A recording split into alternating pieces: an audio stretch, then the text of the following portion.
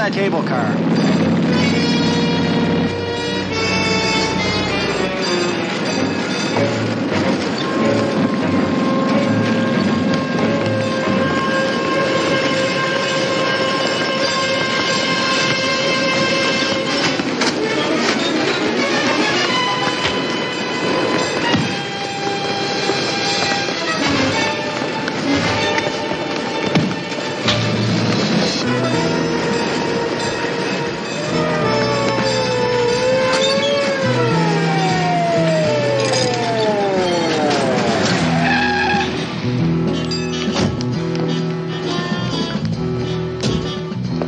Nice work, sir. Thank you, Sergeant. I guess that winds up the Levinson case.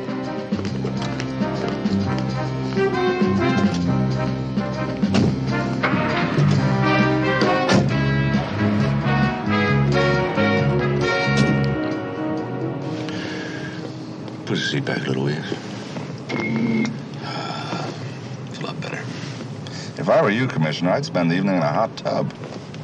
A good idea if I can talk 6 people into climbing in with me. Gotta make a seance. You're going to a seance tonight, sir? Afraid so. Well, don't be afraid. I've been. They're a little spooky, sure, but it's worth it considering the information you pick up. Information you pick up? Yeah. What's the name of your seer, sir? Not my seer, it's the seer of a friend. A very dear friend has just been told her husband is coming back from the dead. From the dead? That's quite a trick. Yeah. That's why I want to be there.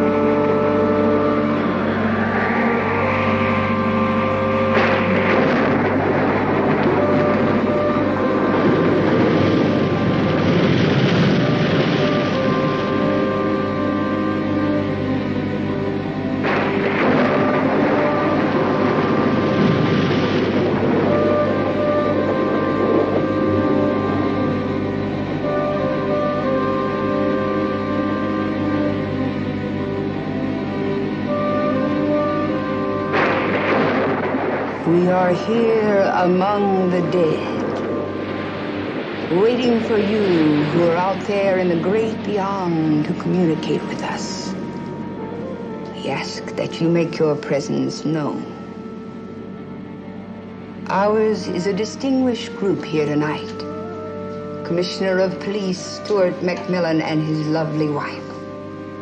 Magician Harry Hastings, known professionally as the Great Mandini, who last week here at this table heard the spirit of Arthur Kendall speak to us. The gracious and beautiful Nora Dane. And most important of all, Arthur asked that his beloved wife Evie be here with us, and she is. Evie Kendall is here and waiting, accompanied by her doctor, Eli Spake. Join hands, please.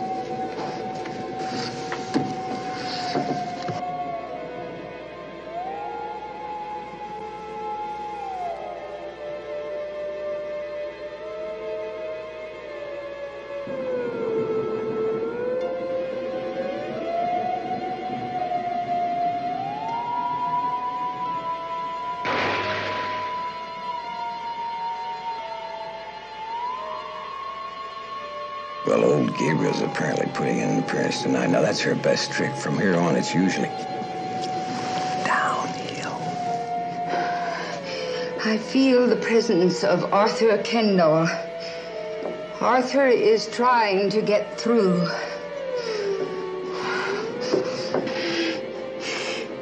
Arthur, we know you are here. We ask you to join us in our circle of love.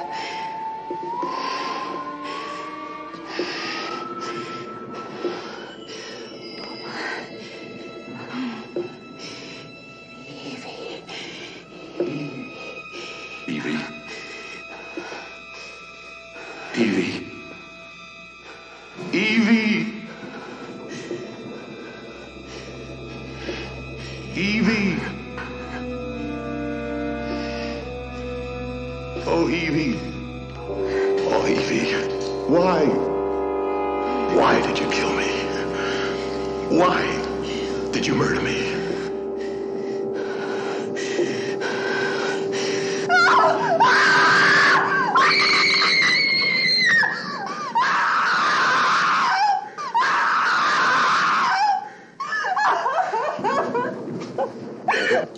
Evie, now listen to me. Listen to me, Evie. It's all right. Now, come on, I'll take you home.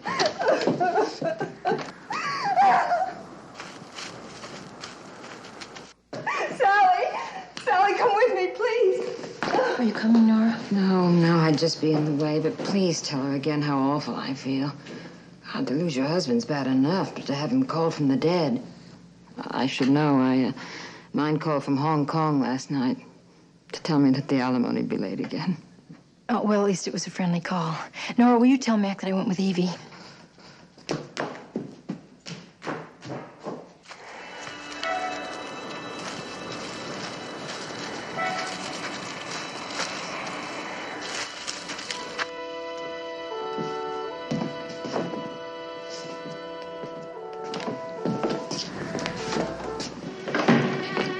Madam Zara, would you mind telling me how this trick was done? I most certainly would mind. Do you think I shake like this after a trick? A cheap trick. It's true. I do sometimes resort to tricks. I can command this trumpet to float in midair. But, Commissioner, what you have just seen was a true visitation. Sally wanted you to know she went with Evie. Okay, thanks, Nora. Admit, I wonder why I was chosen myself. Why he picked me for one of the great psychic experiences. Obviously, there is a purity about me that even I hadn't recognized. But I was ready. And what you saw was a true miracle from the grave, an anguished soul pointing an accusing finger at the person who murdered him. I think I'm going to give up the trumpet. Yes, ma'am. Harry. I don't know, Mac. I don't know how she did it. I've checked every wall and every baseboard, and I don't know. I know she's a first-class fraud, but last week I heard him, and tonight I saw him. How dare you, Harry Hastings? I have seen many of your tricks, but I have always remained polite. And now tonight, you see a true visitation, and you can't even be gracious about it. You are riddled with jealousy. But I take that as a supreme compliment. Then I trust you'll take it as a supreme compliment if I call the bunco squad to go over this room. I am deeply honored.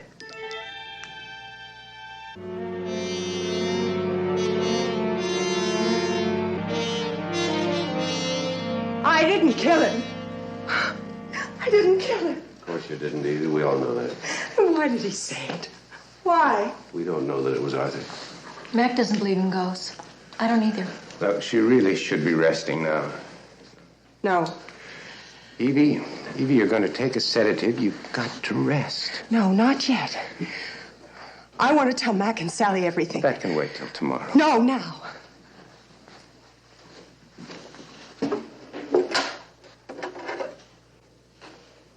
Mac, you and Sally remember this little item? A memento of my suicide attempt 2 years ago. I don't think that now is the time to discuss it. Eli's right. Let's wait till tomorrow. Good night's sleep. I'm not discussing suicide. I'm talking about this razor. After I tried to use it, Arthur hid it. I never knew where. That's right. Then, maybe a month ago. I'm telling this, Eli. A month ago today, I found it lying open on my dressing room table.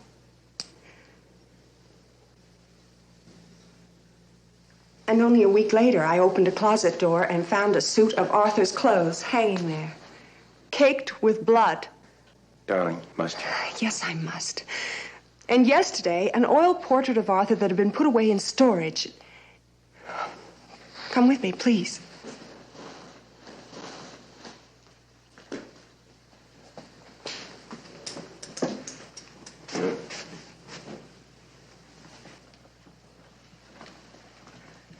It suddenly reappeared.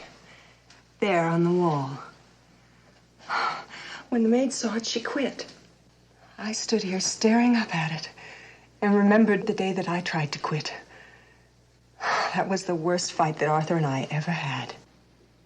The very next night, he called from our cabin in the mountains and asked me to join him there.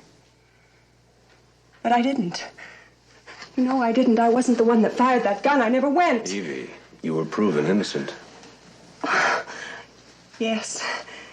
Yes, you did that for me. No, a jury did.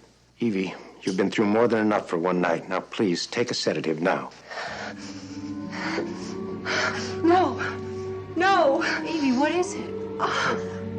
Smells like tobacco smoke.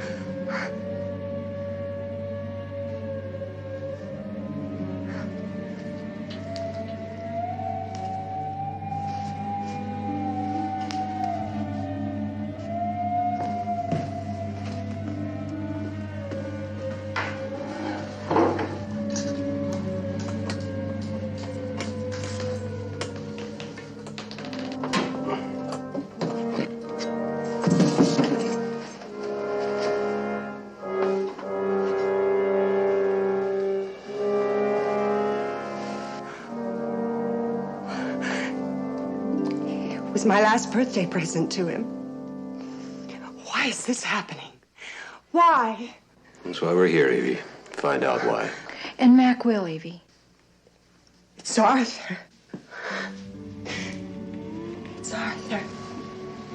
Find him, please. He's got to be here. He is here. I can feel his presence. He's in this room right now.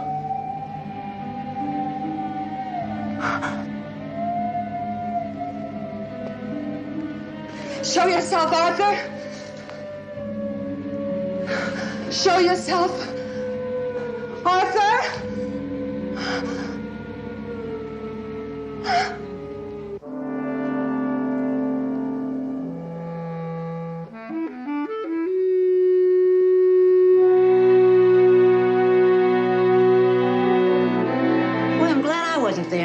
Ghost giving me the willies. My grandmother used to live in a haunted house. I was a little girl at the time. Your grandmother used to live in a haunted house? Mm-hmm, was all she could afford. Did you ever see any ghosts? Oh, sure, I saw them. But I never heard one talk like you two did last night. Arthur Kendall talked, wow. He talked. Somebody talked. But what did he sound like with his head shot off? She's got a point there, you know that? I mean, that poor man up there in the mountains trying to get a little rest. He opens the door and there stands somebody with a shotgun. What do I mean, somebody? If he said his wife killed him, she did. And that's why his poor ghost is earthbound. No one will believe him. Mildred, Evie did not kill him. Oh, I know she's one of your closest friends, Mrs. McMillan. But if Arthur said she did it, she did it. Oh, would you like a little coffee? Thank you. Oh, I better get some fresh. Mac, what if Evie starts thinking like Mildred does? She'll become convinced that she did kill him, and it'll drive her insane. You can't let that happen, Mac. She's counting on you. I know. The problem is trying to figure out what our friend the ghost is counting on.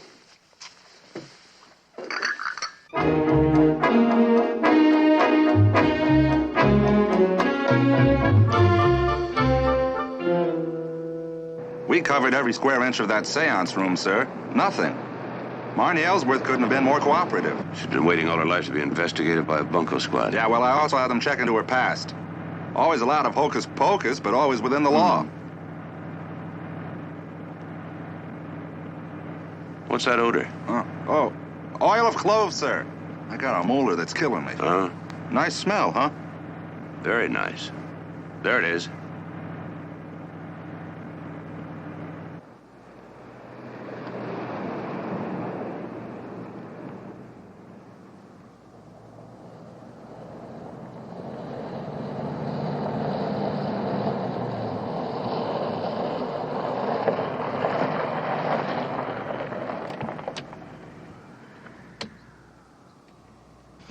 boy.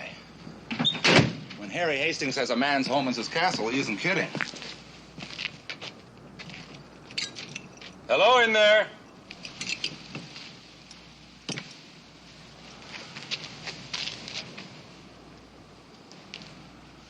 Well, now what do we do? We say open sesame. You see?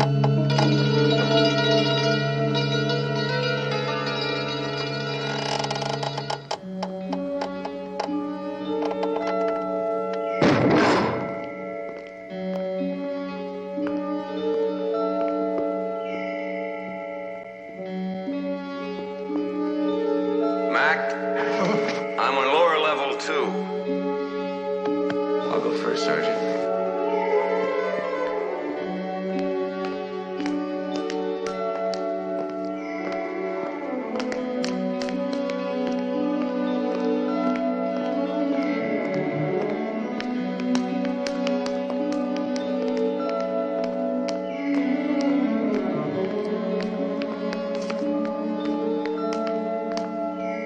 It's wet.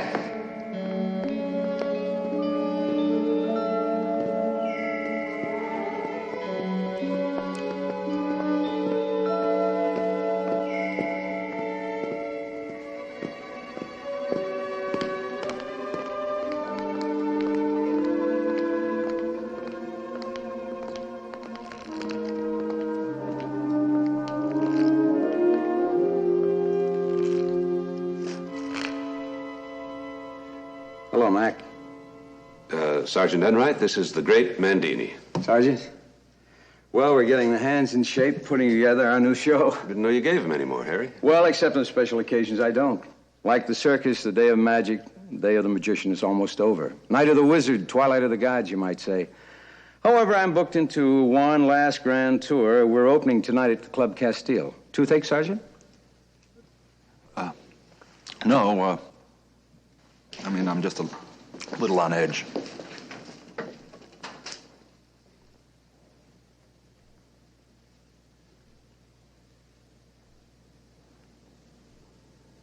Feel better? It's gone. Temporary relief. In a few hours, it'll wear off, so I advise you to check with your dentist. Otherwise, I'm in trouble with the ADA. Here, Sergeant, let me show you another. Take a card. Harry, Enright and I are here to talk about last night. Mac, what if I were to tell you...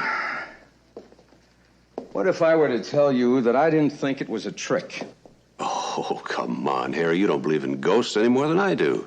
You've exposed every case we ever handed you. He's caught more frauds than any man I know. Given expert testimony in court, time and time again. All negative, Harry. No such thing as ghosts. Don't tell me now, after all this, that you're suddenly going to start believing in them. I know what I saw. Nobody could be more shaken than I.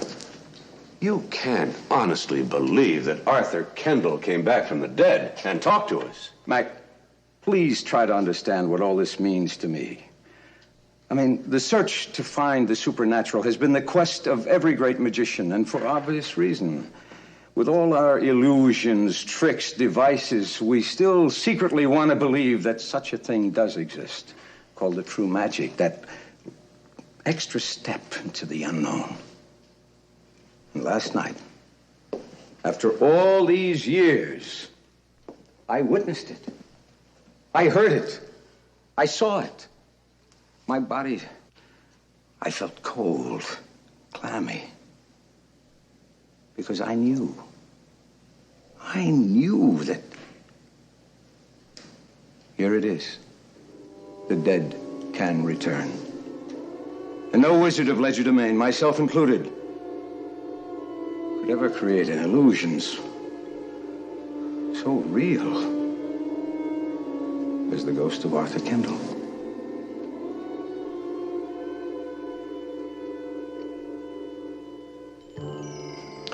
The medium sat here, Nora Dane here, and the magician here.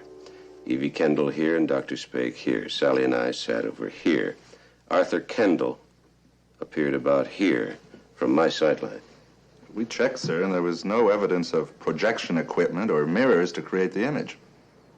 That means the image was created by the presence of a real person. In the flesh, sir. These drapes concealed the door through which he obviously came. But, sir, that door was locked. It was locked when I tried it. Doesn't mean it was locked when he tried. Well, Commissioner, conducting your own private seance, I see.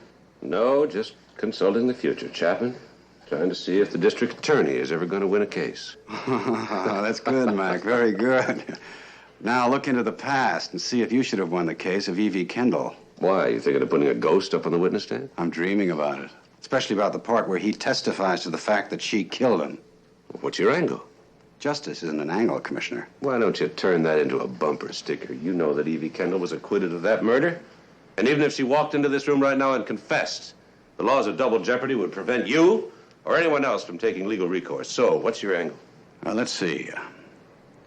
She testified that she took sleeping pills that night. But did she?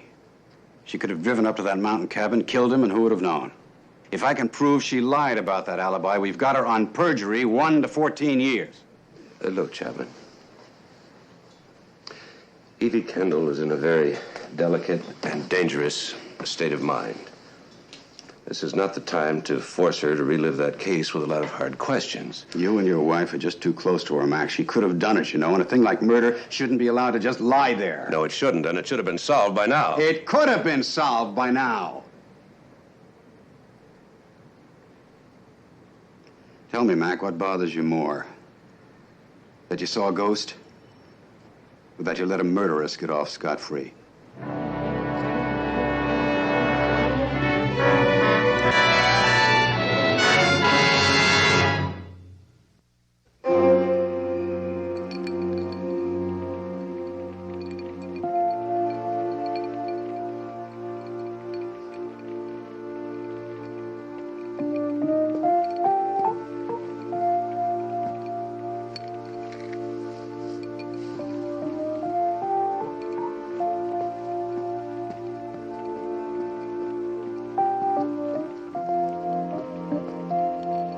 How about my specialty? No, just rub my neck.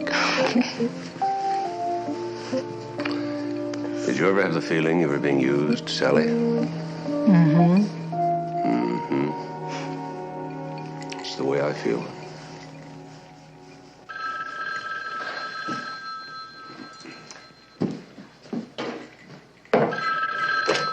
Hello? Commissioner, I found a report that a lawyer now dead was called upon to draw up a contract of some kind between Arthur Kendall and Harry Hastings. What kind of a contract? Well, the deal was never made, sir, so we don't know. But Harry Hastings does. Ladies and gentlemen, this is Pandora's box. Contrary to legend, Pandora never opened the box, never discovered the contents. Its hideous creatures were never set loose over the countryside. It was taboo, forbidden. And for that reason, in 1704, this lock was placed on it. Through all the long years and the many centuries since then, Pandora's box has remained Nora, I closed. wish Joe would come back. Shut. They're divorced. My little romantic, you do know what that means. I don't want to discuss it. Tonight, ladies and gentlemen, you are in for a rare and eerie experience. Tonight, this night, for the first time in history, Pandora's box is to be opened.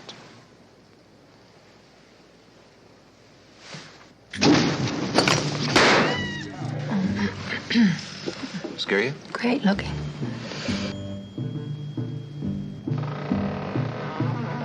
I think Pandora's gonna jump out. And land in your lap. You're the one who ordered ringside. I love it.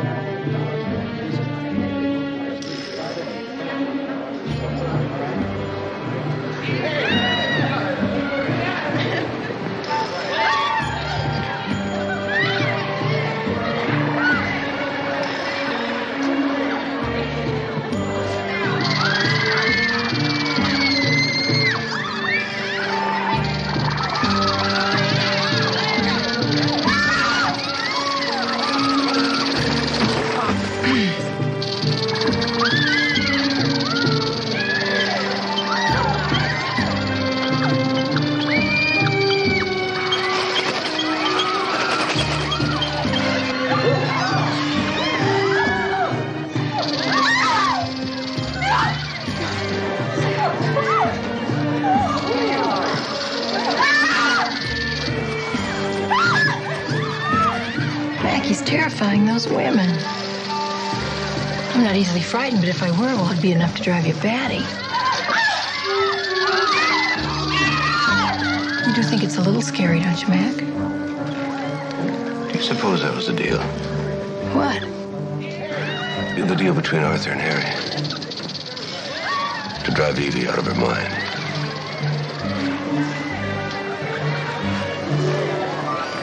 Horrible.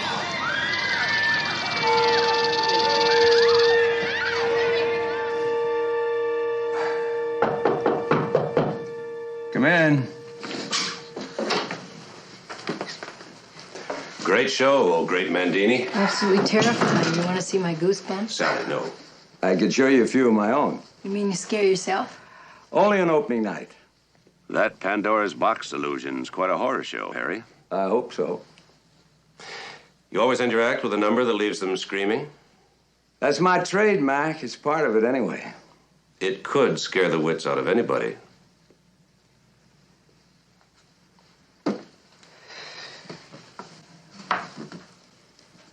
I didn't make that deal with Arthur Kendall, Mac. In fact, when he asked me to drop by that afternoon, I assumed that he and Evie were both there, and it was just for a visit. I quickly discovered that he was alone, and... It's a surprise party, Harry. Evie's birthday. It'll be quite a group, 20, 30 people. Now, just before Evie comes down the stairs, I'm gonna make sure there's a power failure. Power failure? You're suggesting she come downstairs in the dark? Well, why not? That's the idea, surprise. But what a surprise. Just before the lights go up, you unleash those squiggly creatures from Pandora's box. Arthur, are you aware that she's never seen that trick before? She's never even heard of it. That's what's so great. She won't know what's happening. Women have been known to faint when I perform that illusion, Arthur. You know that. You know it. Evie won't faint. Heaven forbid. No, Arthur. The answer is a definite no. What do you mean, no? Harry, I'm not asking you to do me a favor. I'm engaging your professional services, standard contract. In fact, now that you mention it... I didn't mention it. I'm having one drawn up. Name your price. The lawyer will fill it in. Good day to you, Arthur. You're not leaving just yet. What are you trying to pull? What are you trying to pull, Kendall? Harry Hastings, the great Mandini, magician extraordinaire, is that it? All right, I'll lay a bundle on you for just one performance. Including health and welfare, including that? Harry, you may need health and welfare sooner than you think. You know, magicians aren't exactly in demand these days. Or do you plan to stand on local street corners and pull rabbits from hats in hopes that people will throw pennies at you? I should have hit him. I wanted to, but I didn't. I simply got out of there. Mac, that's the last time I talked to Arthur Kendall. Why would he want to scare her like that? Why? To drive her back to an asylum, of course. For her money, Sally, that's why he married her. That's also why he wanted to get rid of her. Imagine thinking about money when you're face to face with a creature as lovely and as fragile as Evie Kendall. She is quite simply the most exquisitely beautiful woman in the world.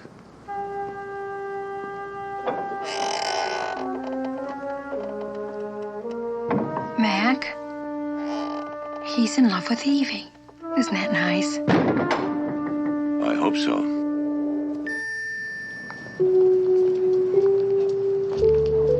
Remember that movie with Charles Boyer? Yeah, and Ingrid Bergman. Come back, Mac. Yeah, well, that's exactly what Arthur was trying to do. Gaslight her. And what someone's still trying to do. But who now? Well, now, oh daughter of the great criminologist, who's got the most to gain? I can't think of anybody but Arthur. Exactly.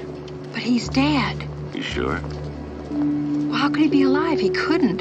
How? I'm going to exhume Arthur's body. Oh, Mac. And I'll have to get Evie's permission.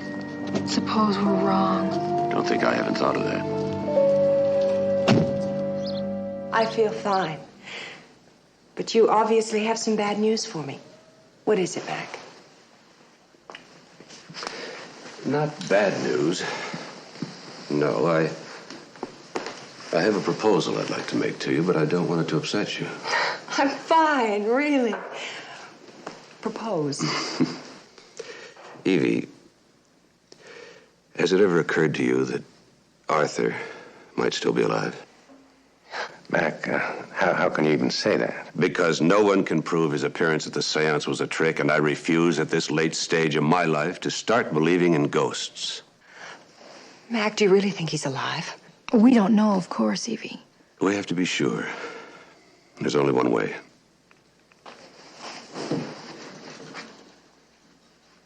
How do you do that? Exhume the body, and I need your permission.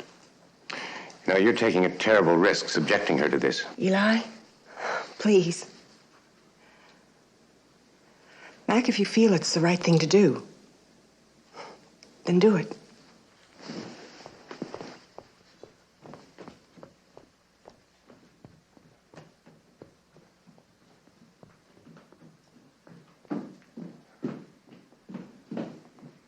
Commissioner, I'm sure you're aware that you're dealing with a woman who has a past history of emotional disturbance. Now, during the trial, she transferred her dependence to you, and that's all right. But ideally, since the trial, as her psychiatrist, I should have come to bear some of that responsibility. Well, I didn't. It remains with you. You're the one she counts on. And if you fail her, she's gone. Only this time there won't be any recovery. Now, do I make myself clear? Yes, you do, Dr. Spig, but there's one thing you don't understand. Sally and I love Evie, too.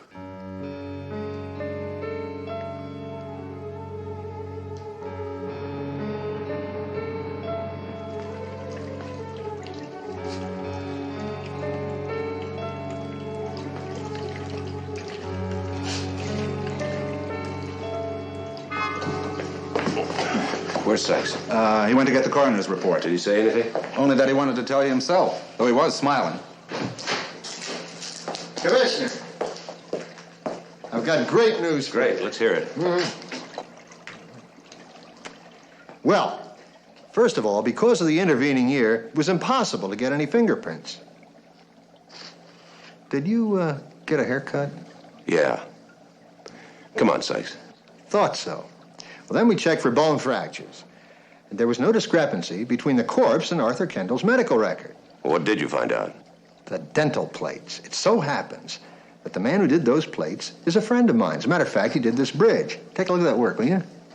Oh, yeah, it's lovely. Is that beautiful? Oh, lovely. Well, he's a fine man. He's one of the best in the profession. And I talked to him personally. Sykes, what exactly did he tell you? A perfect match. No question about it. About what? That the corpse is Arthur Kendall. He's dead? You bet he's dead. Thank you, Sykes. Well, I must say he didn't seem too pleased. Sykes. He didn't want the body to be Arthur Kendall. He didn't? Well, nobody told me. Well, what would you have done about it if they had? Well, I could have been a little less cheerful.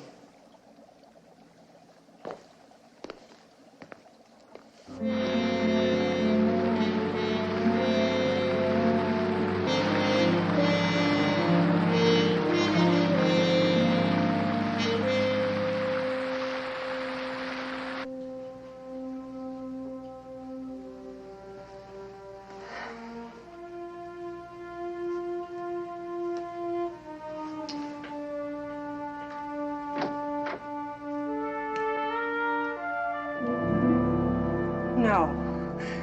Are they sure, Mac? Arthur's dead.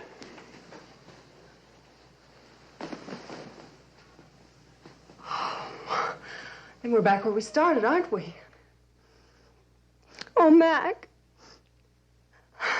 You don't know how I was hoping this would all finally be at an end. That we'd know who it was.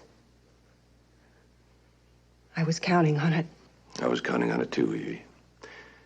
I was convinced. Otherwise, I wouldn't put you through all this.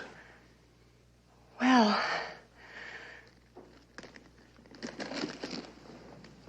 there's nothing to do but go home again, is there? I'll take you home, Evie. Mac, why don't you pick me up there?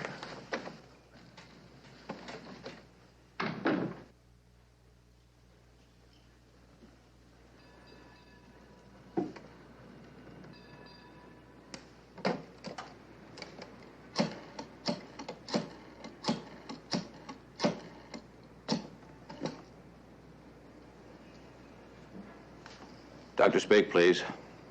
Commissioner McMillan calling. Hello, Eli? Mac. Yes, we've just had the report. The body is Arthur Kendall's. No, I've already told her. So I'm calling you. Sally's taking her home now, and I think it's a good idea if you were there when they arrived. All right, we can talk about it later. Excuse me, sir. Boy, if I was ever set up for one, this is it. Set up for it? By a first-class criminal mind, too. He's been ahead of me every step of the way. He knew that seance would terrify Evie, but not enough to drive her insane. Just enough to make her lean on me. A little bit more. He knew I'd exhume the body, which would give her new hope, knowing full well the body was Arthur's. And he knew what that would do to her. Using me to push her right on the edge of madness. Well, if he knows me that well, then I must know him. Well, who is it?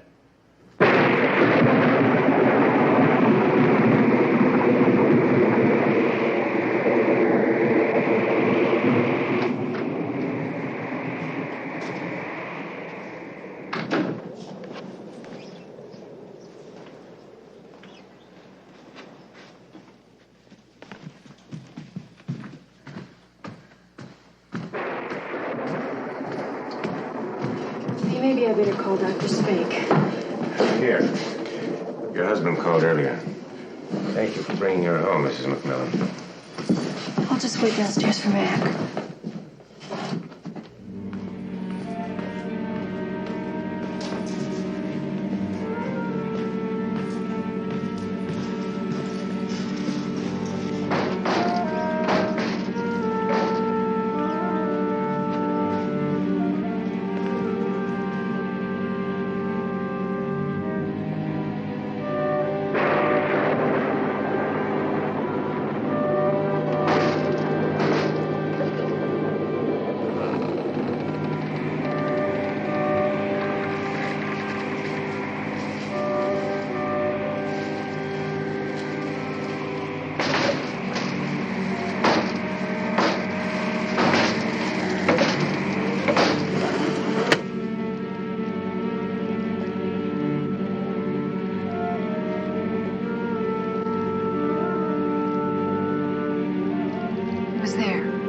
My coat and purse right there.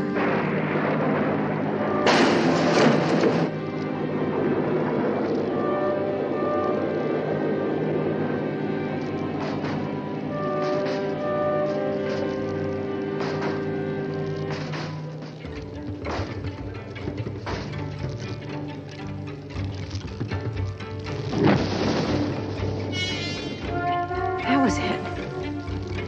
That was the noise.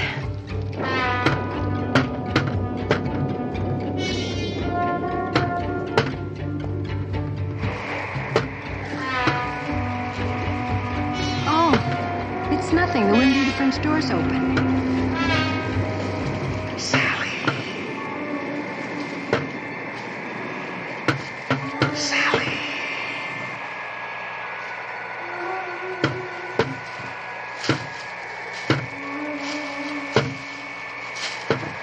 It's the wind. It's just the wind.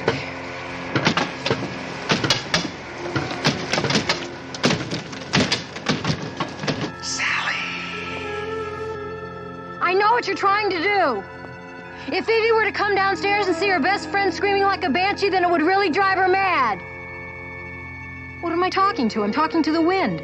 Sally! You're dead! You're dead!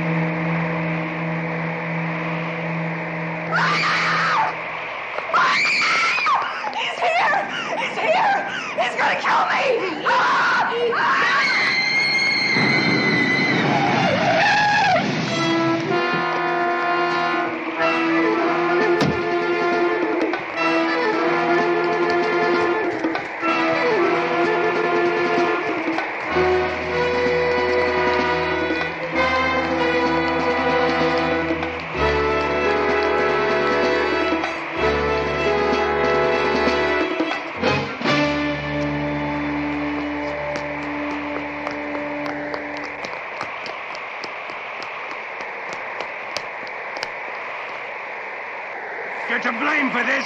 You may have destroyed her tonight.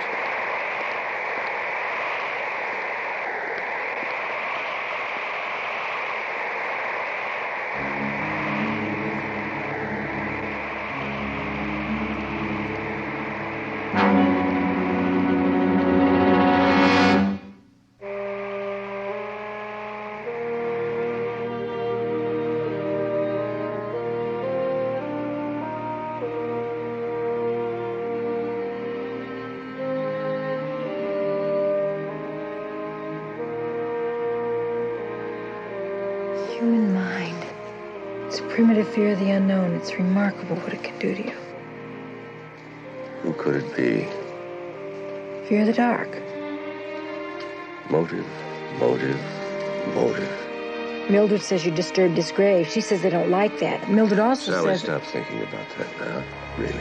Right. I'm not going to think about it. I'm not going thinking about it.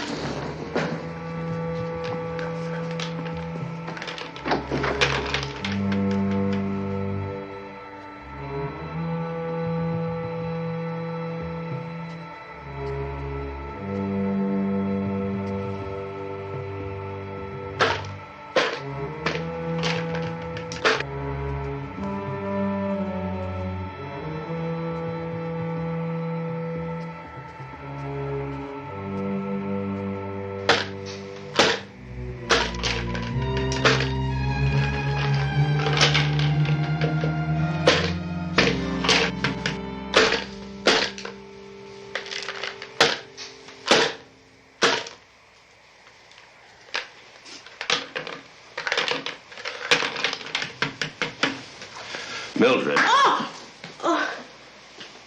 Oh, it's you, Commissioner. Sorry, Mildred. I thought I heard it. The roast beef was very good tonight, wasn't it? Well, who could eat with all those poltergeists roaming around? Poltergeists. Those are the destructive ones, you know. Want one? No.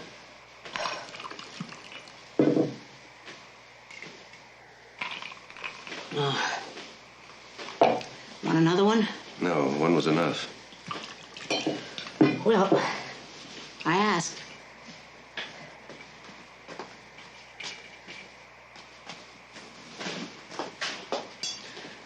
Good night.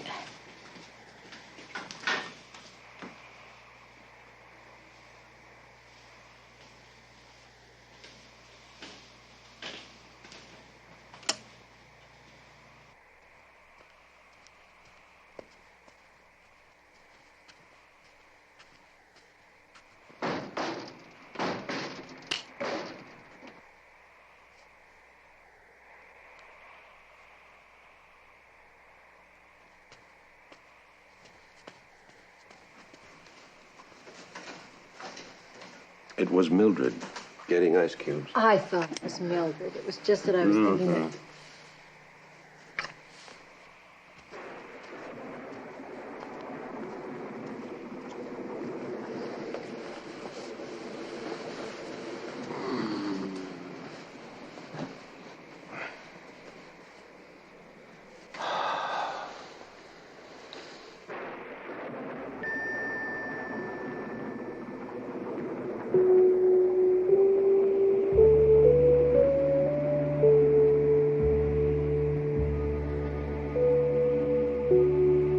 When I was a little girl, I was afraid of the dark. So sometimes my mother left the light on for me. You want one on now? Not as long as you're here.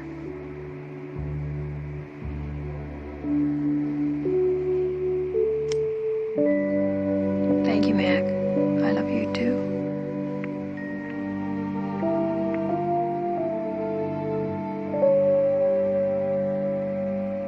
This is a Richmond lock. It's identical to the one found on the side door of the medium seance room. To open the door, you turn the lock to the right. You close the door, it locks again. Could you open the door, please? Open it. Yeah, thank you. Then it was locked from the outside. That's right. Whoever impersonated Arthur Kendall at the seance had to have an accomplice on the inside. That's right. Anything else? Yes. We vacuumed the room thoroughly. The lab has analyzed the contents. And? Well, we found the usual dust, flakes of phosphorescent paint, and these. Pine needles, caked with mud. Could have been tracked in the bottom of somebody's shoes. It's silver-tip Pacific fir, endemic to high altitudes. Found in mountains all through this region. There's a grove of them up at Kendall's mountain cabin. All right, let's take a run up there. Thank you, Sykes. Thank you.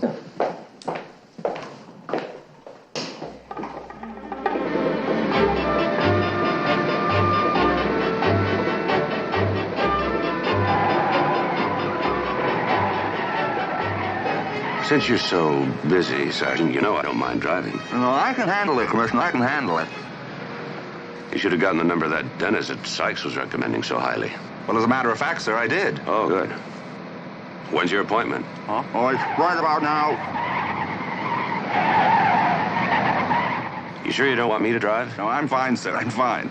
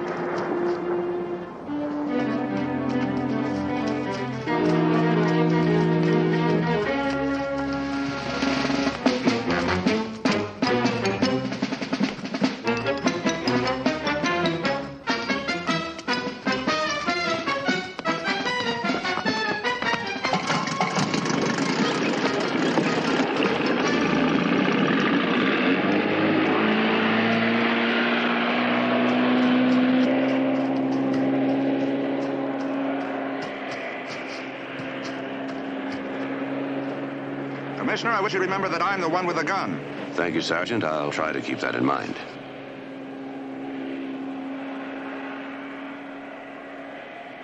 Who do you think it was, sir?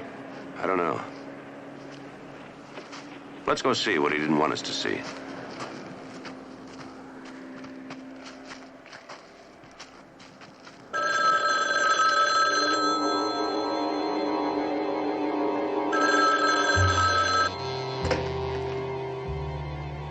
Hello? Evie. Oh, Evie. This is Arthur. Evie. I must see you. I must see you, Evie. Where are you? At the old beach house. Oh, hurry. Hurry to me, Evie. Yes. Yes, I'll be there.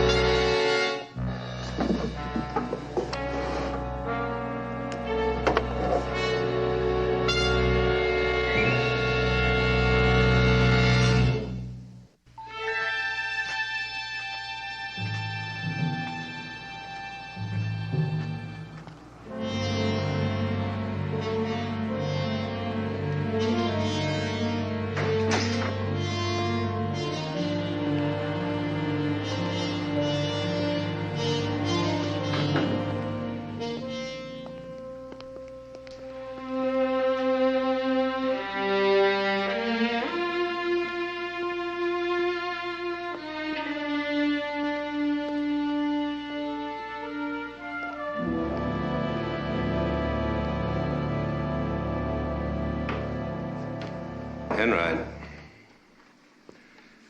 Arthur Kendall's tobacco. Special blend. Well, now we know where he got the stuff to frighten Mrs. Kendall. He being whoever's impersonating Arthur Kendall. But why? Why smoke it when no one else is around, unless you enjoy it? Well, you know how it is, sir. You try it. Right. You like it.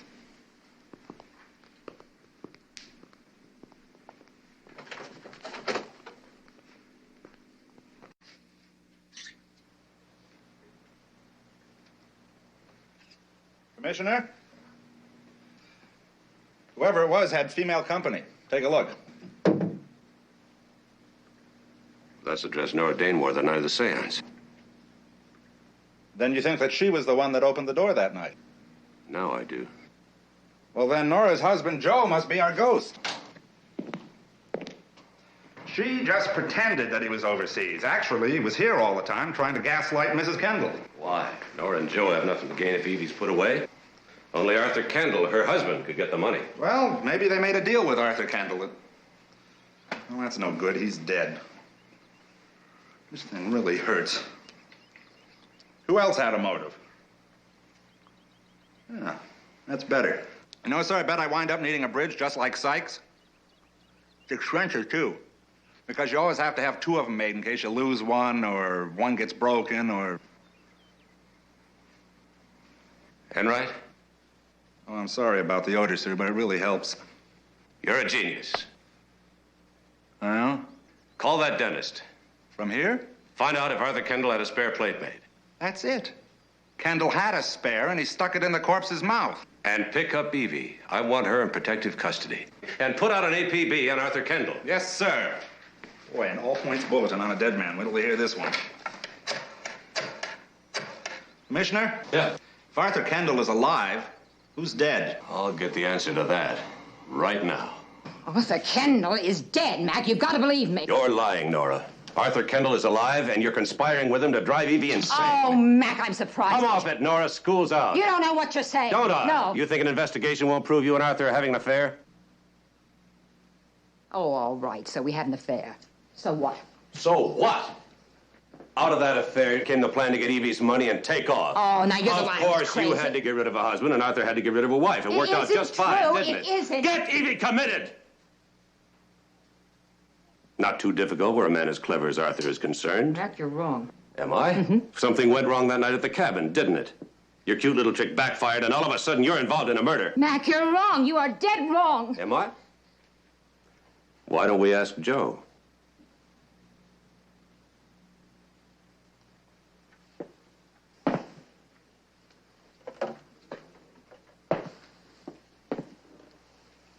Why don't we call Joe in Hong Kong and ask him? Or maybe we'd be wasting our time because Joe's dead.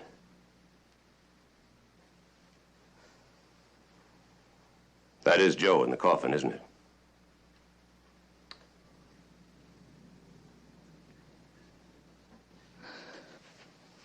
Yeah. Yes, that's Joe. Poor dumb Joe. No matter what you think, it started off without wanting anyone dead. It began when Arthur invited Joe and me up to the cabin for the weekend. Joe, he had no idea what was up. He just thought it was fun time.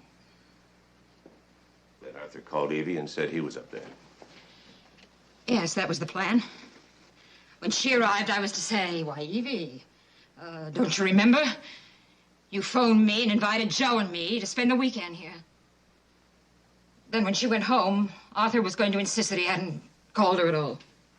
He was, at a motel halfway down the mountain, waiting to get the results. But it got late and Joe and I went to bed.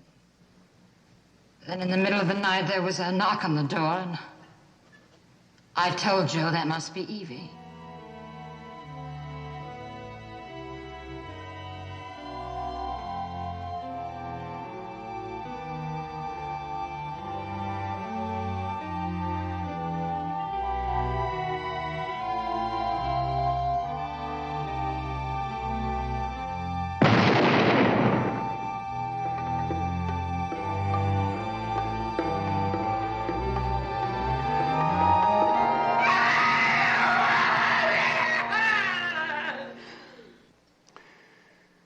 Then Arthur planted his own ID on Joe's body. Wristwatch, ring, wallet, and spare dental plate. Joe's unrecognizable. I don't know how I let Arthur talk me into this. You see, he figured that if Evie wasn't found guilty of murder, he would just destroy her as his own ghost. Clever, huh? Yeah, clever. Clever man. And such a good actor. When I phoned him at the motel to tell him what had happened, he really made me believe that he hadn't planned it at all. Actually had me convinced that Evie really had done it. And I used to think Joe was the dumb one. If Arthur was at the motel, he couldn't have killed Joe. Then Evie did do it. Evie's not here, sir. Dr. Spake talked to her on the phone, asked her not to go out tonight, but she wouldn't listen to him. She took a gun. She told him that she was going to go out to the beach house and kill Arthur Kendall. Now, I've looked everywhere for that address, sir, but I can't find it. Dr. Spake doesn't know where it is either. I can't find anybody who does. Well, I can. You were there 3 or 4 summers ago, Sally. Now try and remember. I'm trying, Mac.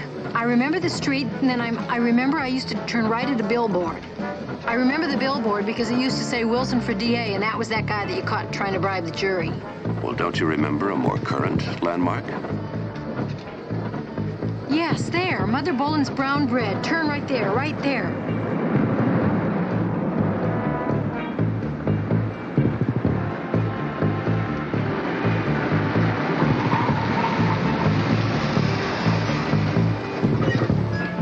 This is it, Mac, I'm sure.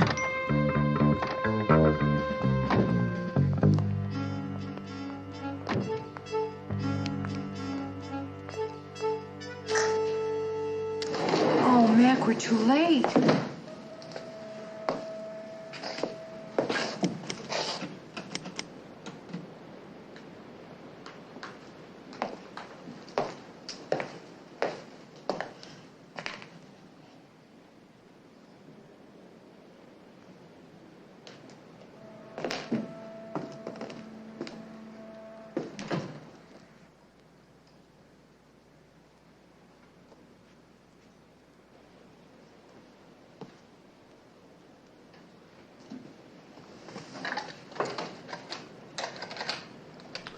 Phone's dead. Call for the car.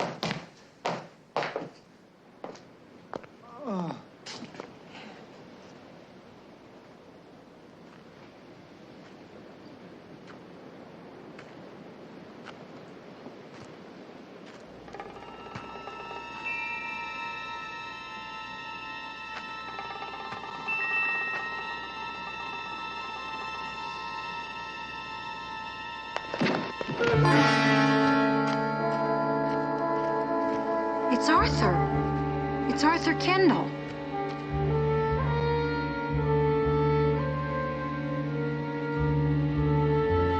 It's Evie's.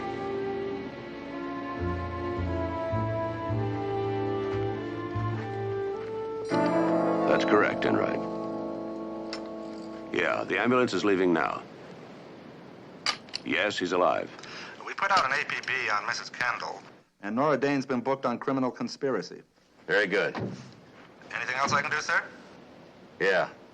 Get a good night's sleep. Thank you, sir.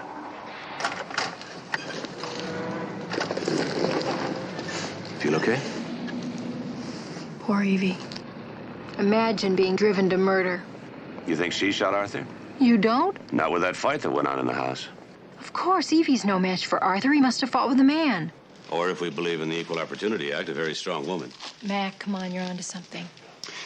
Well, let's start with the murder of Nora's husband, Joe. Nora says she didn't do it. Evie says she didn't do it. Who do you think's telling the truth? Well, maybe they both are. If that's the case, we're out of suspects. Well, there are plenty of suspects, but we're out of his clues. Well, anyway, at least Arthur's alive. At least you don't have to believe in ghosts, any.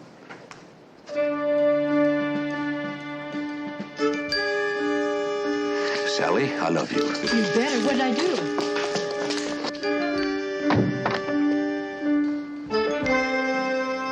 at least tell me what I said. That's what I said. Central, go ahead, sir. Sergeant Enright, quickly. Sally, suppose somebody loved Evie very much and knew she was being driven insane. And he killed Joe that night, thinking it was Arthur? Suppose Arthur was about to kill Evie, and somebody walked in on him. They fought, and he got Evie's gun, and he shot him. Now, what would your average run-of-the-mill killer do in a case like that? Kill Evie to get rid of all the witnesses. Unless he thought she was the most beautiful, most exquisite woman in the world. Harry Hastings. Enright, sir. Sergeant, get a squad and meet me at Harry Hastings immediately. Yes, sir.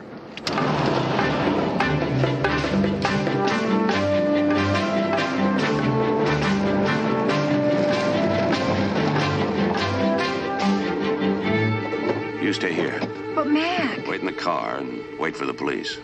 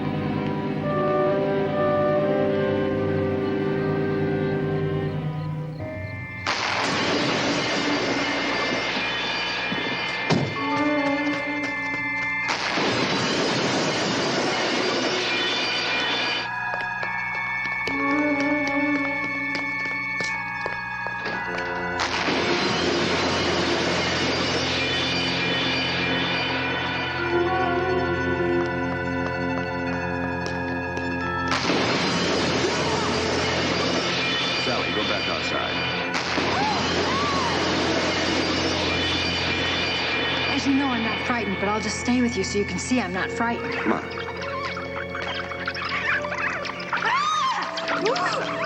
Tell me those are not bats. Okay, they're not bats.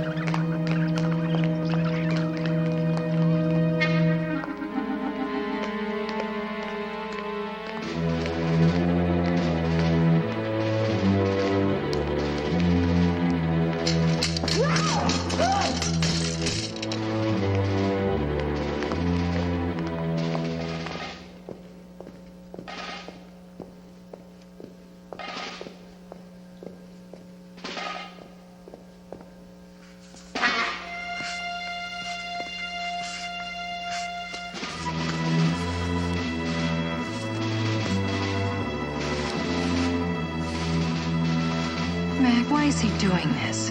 Because they're the weapons he knows the best. Come on, do you think he can make it?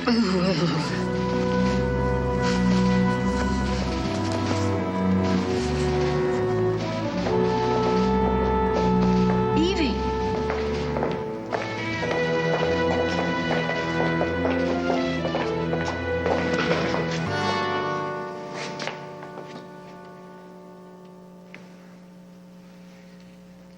My last illusion.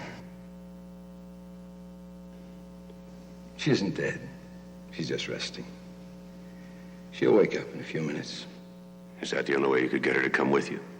Hypnosis? Well, fortunately, Mac, it's part of my trade.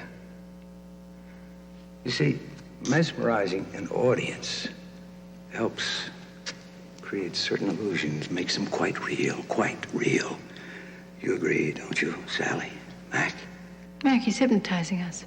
Harry, forget it. Yes, of course. You're too strong a substance. No use, Harry. Police are on their way. The police? I've catacombs here. I have underground passages. You'll not be able to find me. I'm going to keep her here. She's going to be with me. She'll be mine. I'm going to protect her. I'm going to protect her from all of you. See, Mac, it's so simple. I love her. I have always loved her. I tried to explain that to her, that I didn't want her to be hurt anymore. No, Mac, don't do it. Harry, think of Evie. Think how she'll feel when she finds out you've killed us. Evie won't love you anymore. Oh, yes, she'll understand. She doesn't trust you anymore. She'll trust me now. No. I'm the one she called when she went to meet Arthur at the beach house. It was me. Then why hypnotize her? It's because she stopped trusting you when she saw you shoot Arthur. And she'll hate you if you do this, Harry. No. She'll hate you forever. No, Matt, she'll don't say hate it. you. Don't say it, Joe. She won't hate me. She'll love me. She will love me.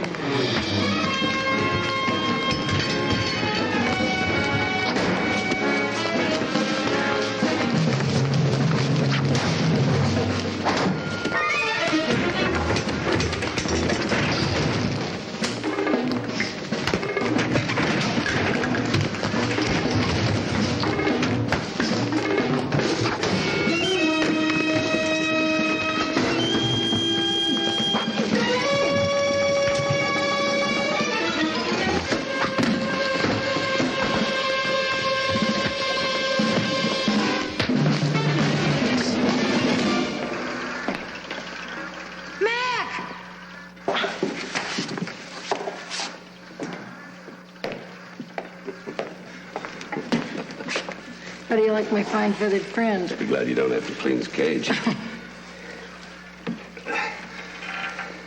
There. Careful.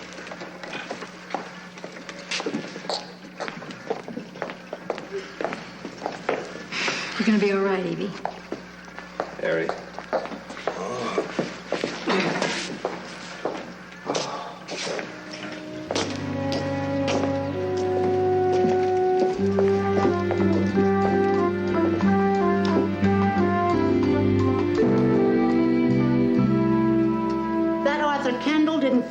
For a minute.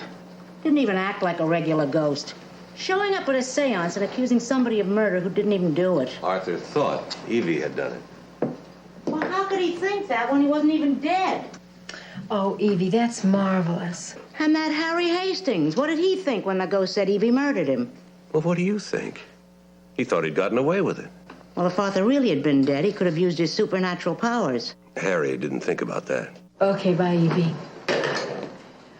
Evie sends you 40 million kisses, and I'm to deliver them personally. Oh, Mildred. Yeah, right. Good night. Oh, do you think it's safe to take the hemlock off the door? Yes, Mildred. And the juniper, and the henbane. Right. Okay, Mr. Smart Guy, before all this kissing starts, give a girl a break. What was the big clue that made all the lights pop on and say Harry Hastings? You don't know? I don't know. You almost guessed it yourself. I know. I almost guessed it was something that you said when they put Arthur in the ambulance. I said you don't have to believe in ghosts anymore.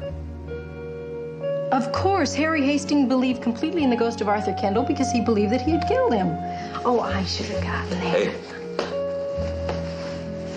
40 million, right here. Coming, Master.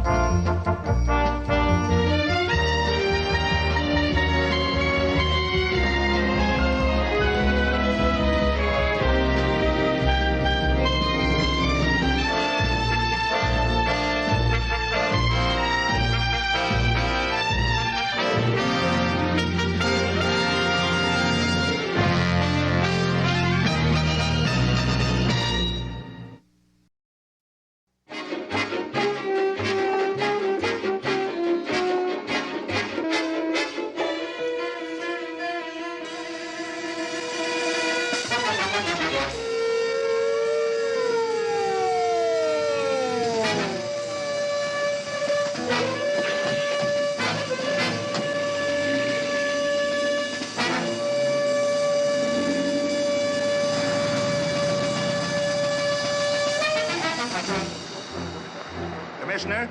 Pretty messy this time, sir. We're getting a sample of the acid. Carefully, I hope. Very carefully. Give us a statement, Commissioner. Come on, Commissioner, give us a statement. Later. Was it hydrosulfurous acid in the water? Later, gentlemen, later. Hey, there's Commissioner, is McMillan. the asylum killer a man or a Do you have woman? any leads, Come on, were there any Do you have witnesses? any leads, Commissioner? I just got here, gentlemen. Later. Commissioner, we found footprints again. The usual overshoes? Well, it looks like it, but I'm afraid they're not going to do us any good. The asylum killer's footprints, Commissioner? It looks that way. Can't you just see him standing there watching? In his last letter, Commissioner, he said he was always sorry when one of his victims dies because then he has to plan his next one. We're all sorry. I've lost count, Commissioner. How many unsolved cases does this make that your department is trying to pin on the asylum killer? Before I answer that question, you'll have to rephrase it. Rephrasing the question won't change the answer, Commissioner. And I haven't lost count. 5 unsolved murders, including this one. How long are you going to let one man terrify an entire city? I hope you realize the kind of coverage you're giving these killings is only adding to the hysteria. A little less sensationalism would be greatly appreciated by your police department. Any leads, Commissioner? We'll get him. When, Commissioner? In a week? A month? My viewers are getting a little edgy, you know. Your telecasts are getting me a little edgy. You may tell your viewers tonight that an arrest is imminent. Eminent? Do you mean this is the asylum killer's last murder? Is that what you're saying? I'm saying the next time I have to see any of you will be at the press conference I'll call when I announce the arrest of the asylum killer. Now, that's all, gentlemen. Thank you. But just exactly when will that press conference be, Commissioner? Anything yet, Phil? I'm taking it back to the lab now, Commissioner. All right. Tom, get a report back to me as soon as you can. Yes, sir. I shouldn't let the press get to me like that, but that Peter Jordan would have his viewers hysterical by nightfall if I didn't say something a little reassuring. I thought you were most reassuring, sir. I feel much better. I just hope that the asylum killer hears that he's committed his last murder. Yeah, and like everyone else in this town, believes everything he hears on the news. You mean you think he's already planning his next one? I do. If only there was some connection between all these killings, a motive, anything. At least we'd have some way of predicting who his next victim might be. Hey,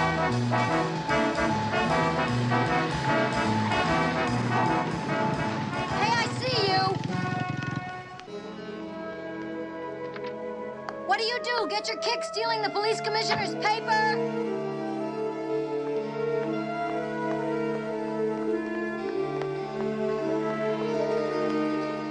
I can see the news on TV, you know.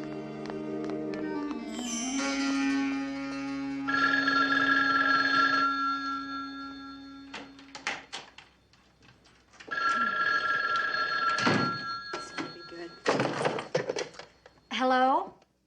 Oh, Mother, how are you? What? I never won anything before in my life. I just couldn't believe it. Moon Mountain, that's that new resort that everybody's been talking about, isn't it?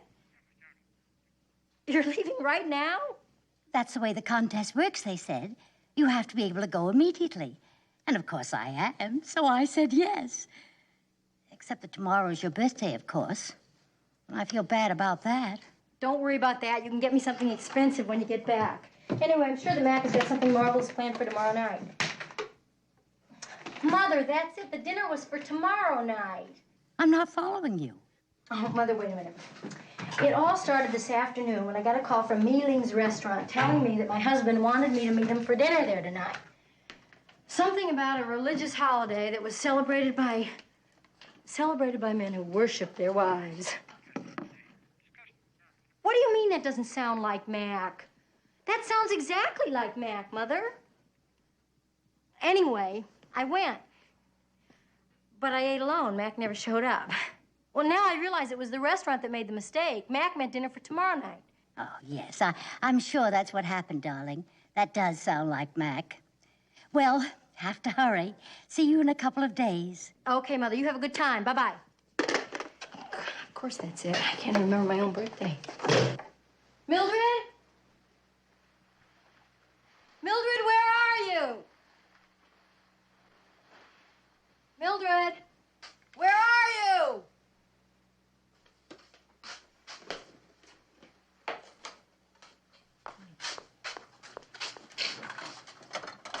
Gee. Somebody having a party? What's going on?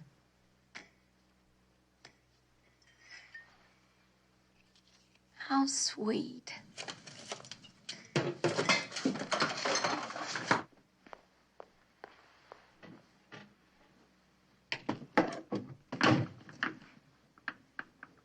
Where are my needles? Oh, Mildred, did you have to take my needles out of my knitting? Mildred, where are you?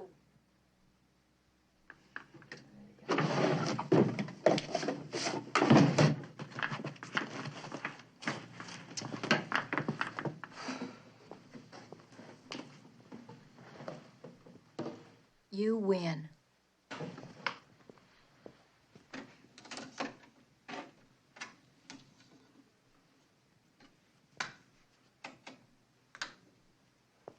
Flagging attendance is forced one of the most unique doubleheaders in sports. For the price of one, you'll get a roller skating match race, and as soon as they can clear the court, a basketball game.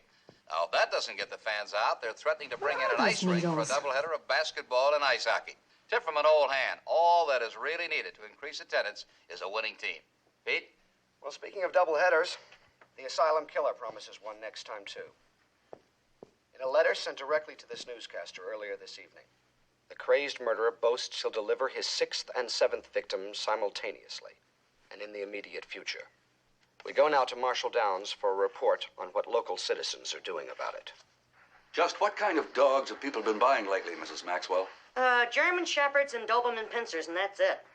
And has the demand increased over the last few weeks? Oh, I should say so. I'm selling about 2 dogs a day now. Before the asylum killer, I was lucky to sell 2 a week. Business is just great. The failure of local police to discover the identity of the murderer clearly has citizens in a panic. No longer content to depend on San Francisco's finest for protection, they have begun to arm themselves. The city's 3 largest gun stores report a run on rifles. Now back to Marshall Downs for that report. How is business, Mr. James? Well, booming. Bang, bang, booming. Actually, I've never seen anything like it before. We're completely sold out of rifles, so are our competitors. Then a citizen who doesn't already have a rifle can't get one?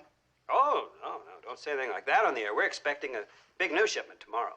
What do you think all this gun buying means, Mr. James? Well, I know what it means to me. I'm not going to be out on the streets after dark. Because of the asylum killer? No. Because of the people I'm selling the guns to. Meanwhile, the police continue their investigation of this morning's gruesome murder. At the scene of the 5th slaying, Police Commissioner McMillan had this to say in response to a question from your newscaster. You may tell your viewers tonight that an arrest is imminent. Eminent, do you mean this is the asylum killer's last murder? Is that what you're saying? I'm saying the next time I have to see any of you will be at the press conference I'll call when I announce the arrest of the asylum killer. Now, that's all, gentlemen. And there you have it, ladies and gentlemen. A promise from the police commissioner and a challenge to that promise from the asylum killer, already proclaiming 2 more victims before an arrest can be made.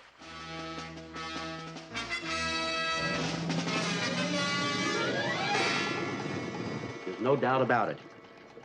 Hydrosulfurous acid with 8 percentage points mercury content.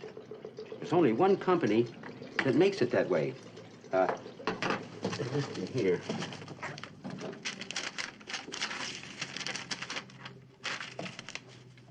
Allied General Chemical Company.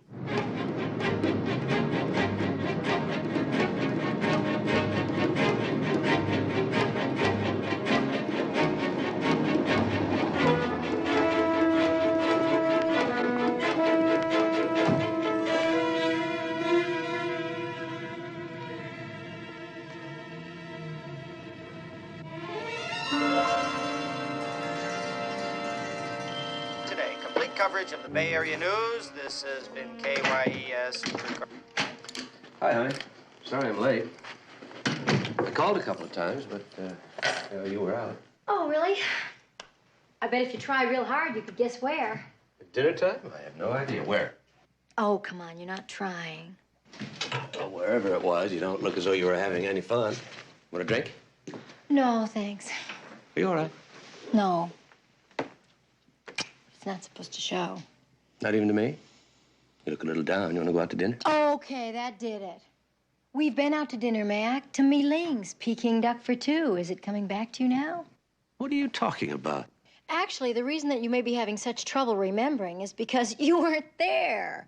Well, that sounds like a logical explanation. But you did make the arrangements, didn't you? Peking duck 24 hours in advance? No, Sally, I didn't do anything of the sort. I don't even know where you got the idea. Well, I got the idea from the restaurant. They called me this afternoon, and they told me that my husband would like me to join him for dinner there tonight. And you went, just like that. Well, Mac, they said that you said that it was a religious holiday, so it never occurred to me to check. Oh, what religious holiday? The religious holiday celebrated by men who worship their wives. Oh, come on, Sally. That doesn't even sound like me. That's exactly what Mother said. Oh, she did. I argued with her. I told her I thought it sounded exactly like you. Sure you don't want a drink? I think I'll have a drink. Mac, if you didn't order the dinner, then who did? Probably somebody playing a practical joke on you, which I don't find very funny either. Did you eat the duck? Well, they would have been offended if I didn't. You know the Chinese. No, but how was it? Wonderful. Wish I could have made it. I'm starving. I brought yours home. It's in the oven warming. You're a perfect wife. Mm-hmm.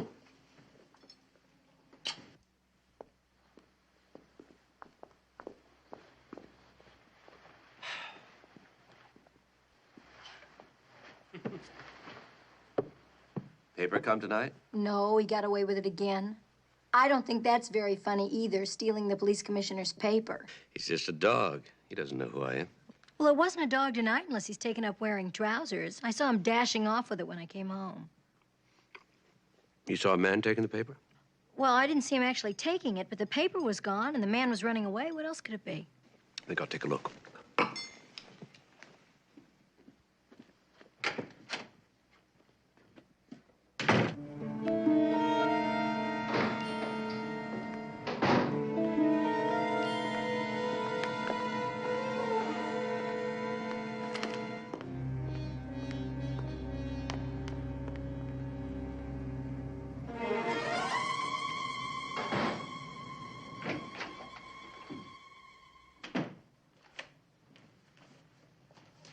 Where did you find that? Behind the tree where I told the paper boy to throw it to keep it away from that dog. Then that man wasn't after the paper? Oh, I'm sure he was. He just didn't know where to look. Well, I wish he'd stolen the paper. I wish someone had stolen the television set. Mac, you don't think that the asylum killer is going to get away with this new threat, do you? What new threat? Well, it was on television. He wrote the station another letter. I wish he'd write us. Well, he probably knows you wouldn't give him half the attention that the press does. Nobody is giving him more attention than I am. I have men all over the city trying to find him. What'd the letter say? This time he promises 2 victims to die simultaneously. When'd you hear that? It was just on. I'll call in right. You mean you really don't know? On the news, it sounded like you were ready to make an arrest. I'm ready, all right. I just don't know who to arrest.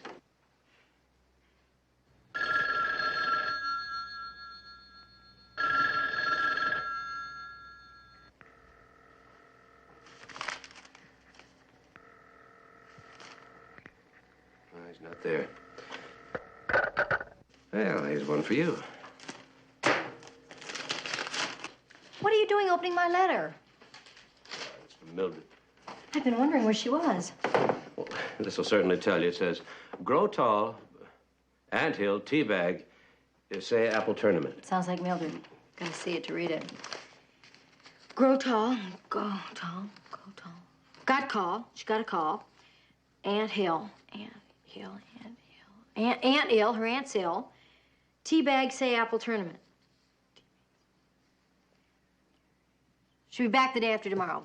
She got a call that her aunt is ill and she'll be back the day after tomorrow. Mm-hmm. Where does her aunt live? Oh, they just moved again. Somewhere near Bishop, I think. Seen the letter opener? Isn't it there? You sitting on it? No? Oh, Mildred must have borrowed it and forgotten to put it back. Of course! All the food in the refrigerator. Does she use the letter opener on the food in the refrigerator? No, that's why she prepared all that food. The refrigerator is stuffed. That's to last us until she gets back. And speaking of food, where's my duck? I want you to give it another minute. I want it to be just right.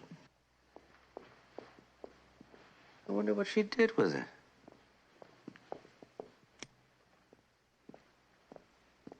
You know, Sally, I'm proud of you. Proud of me? Mm-hmm. Why? Not too long ago, If you'd thought I'd stood you up, you wouldn't have been here when I got home. You'd have run home to Mother. Well, I might have this time, except when I got home, I walked in the door and the phone was ringing, and it was Mother telling me goodbye. I didn't know she was going anywhere. She wasn't going anywhere, but she won one of those ridiculous telephone contests. You know, they ask her questions, she answered. Well, now she's on her way to a free weekend at that new resort, Moon Mountain. Oh. First Mildred, now your mother. It looks like a mass exodus. I could hardly call my mother and Mildred a mass anything. I wish we had a sick aunt to get us out of town for a few days. I'd even settle for an anemic cousin. Well, I tried. Happy birthday. Oh, Mac. Acapulco? I made arrangements with the department to be out of town for a few days, but obviously now we can't go. You don't have to explain that to me. We'll keep the tickets, just change the date of departure. And tomorrow night, I'll take you out to dinner someplace you've never been before, and this time I will be with you, I promise. You don't have to take me anyplace special. I much prefer plain old hamburger with you to Peking duck without you. We're gonna make tomorrow night an occasion, even if we never leave the premises. Oh, I like that part about never leaving the premises.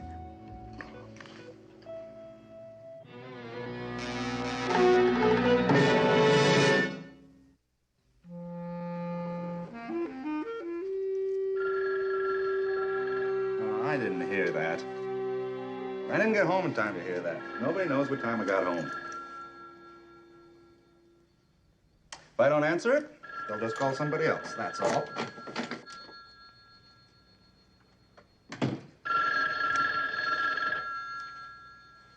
I'm too conscientious for this job. Hello, Enright here. A telegram? Yeah, go ahead, read it. Tried unsuccessfully to reach you by phone tonight. Have decided a weekend off may do us both good. Am taking Sally on a trip. Why don't you try it? See you on Monday. Mac. A trip? Well, I know he's going on a trip. I mean, I was there when he picked up the tickets. Huh? Oh, no, operator, I wasn't talking to you. But thank you. Thank you very much indeed.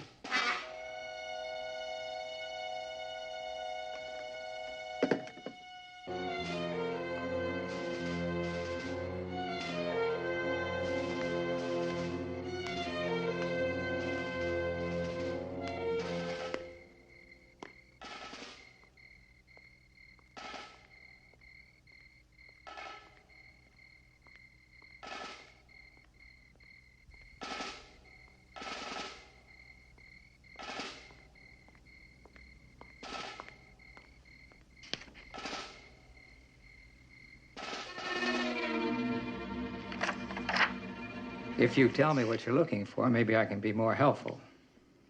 I'll know it when I find it. It's bound to be a sale between 80 and 100 gallons. Hey, wait a minute. Salamac. Is that the name of a company? Tell you the truth, I don't know. Do you have a phone book? Over there.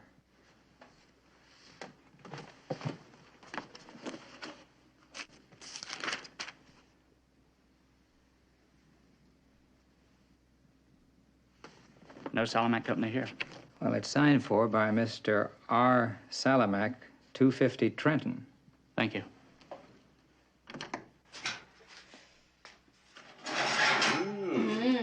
Oh. Oh. Okay. If you wait a couple hours, I'll give you some champagne to go with it. Why do we have to wait? Are you warming that, too? Will you look in the refrigerator? There's a note on it.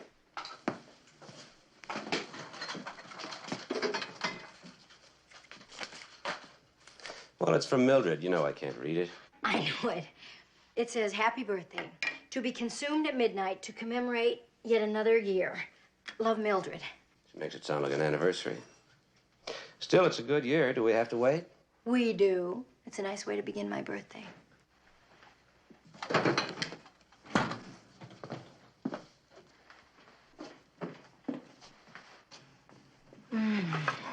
It smells good. I know it is good. Got a fork. Oh, shoot.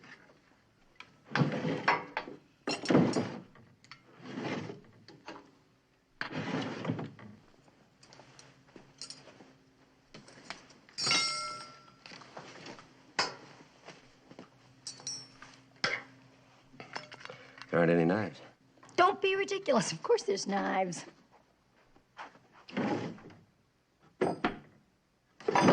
Mac, there aren't any knives. That's what I said.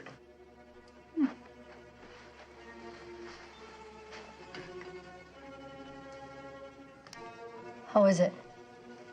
Delicious.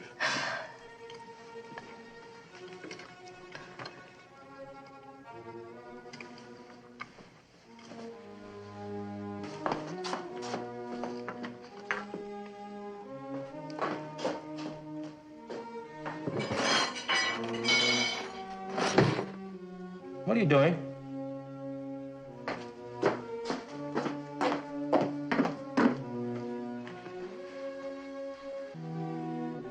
Mac, there aren't any knives. Anywhere.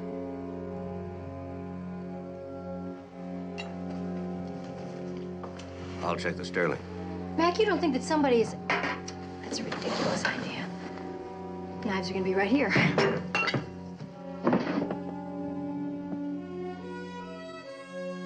There aren't any knives. Just silver. Do you think this is another practical joke? Well, next year I'm not gonna tell anybody that it's my birthday. Who did you tell this year? Nobody? Mac, you don't think it's a joke, do you? Well, offhand, I'd say we've been robbed. The TV's here. I'm just watching it. And all the appliances are here. Isn't that what they usually take first, Mac? Your better homes have been known to... The jewelry, I'll check it. Check in right again.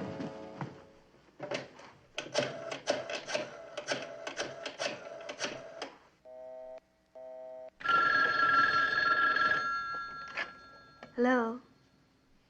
Oh, Sergeant Enright. How nice to hear from you again tonight. Loretta, I'm very, very sorry about having to work late tonight. Oh, that's all right, Sergeant. When you canceled our dinner, I decided to spend the evening with an old friend. Oh, well, I figured that there was someone waiting in line to take my place. But I'm glad you got home early. I never left home. Oh, you mean your friend came over to your house? Is he still there? I mean, look, Loretta, I can call back later. No, I'm glad you called. I miss being with you tonight, Sergeant. Yeah, so did I. I mean, I miss being with you, Loretta. And I was kind of hoping that we could just leave tonight. I've got reservations and everything. Separate rooms, of course. Reservations? Are we going somewhere, Sergeant? Well, the last time I was with you, you mentioned this trip you were interested in taking.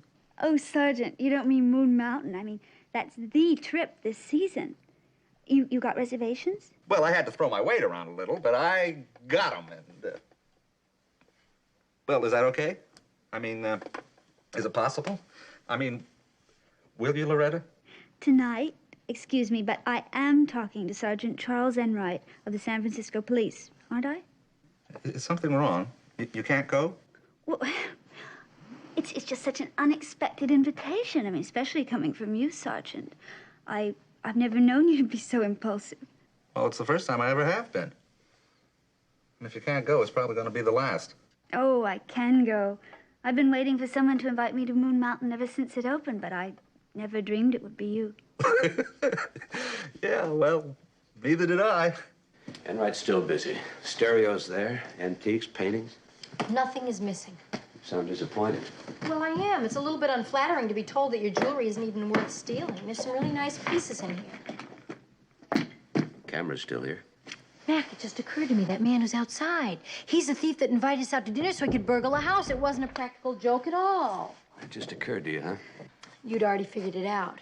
Everything else probably makes sense to you, too. No, nothing else makes sense. Wait a minute. The letter opener's missing. Oh, Mildred just misplaced that. No, of course. We just thought that Mildred misplaced that. Knives and a letter opener. It's so strange. You know, my knitting needles are missing, too. Knitting needles?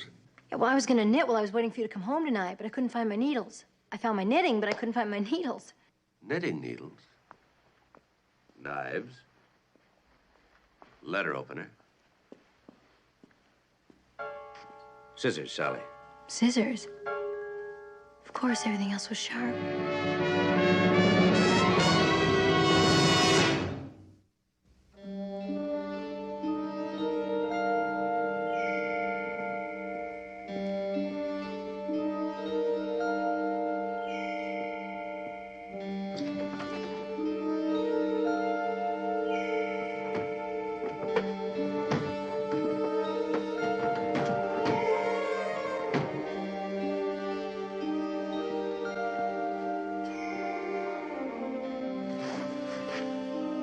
Razor blades?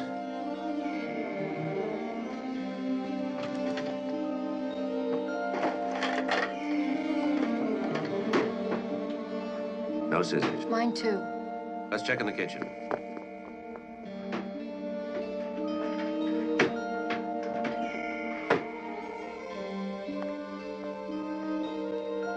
No scissors, Mac. My tools are gone. Sharp objects. Well, I just don't understand it. What other sharp objects do we have? Fireplace tools.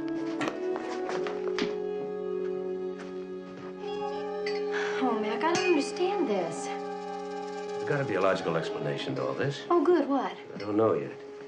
Let's go over the facts again. Well, there's only one fact. We have been robbed. First, you were treated to a pre-birthday dinner by a party unknown. Who was trying to get us out of the house so he could rob us. Only he didn't take anything of value. Value to him is obviously different than value to us. He took only sharp objects. Obviously, he didn't want us to cut. What? Ourselves, Mac? I doubt that. Could it have possibly been Mildred? Could she have done something with all of our sharp objects? Well, that's good thinking. When a housekeeper like Mildred lives with you, she's definitely a suspect at all times. What if he's still on the phone?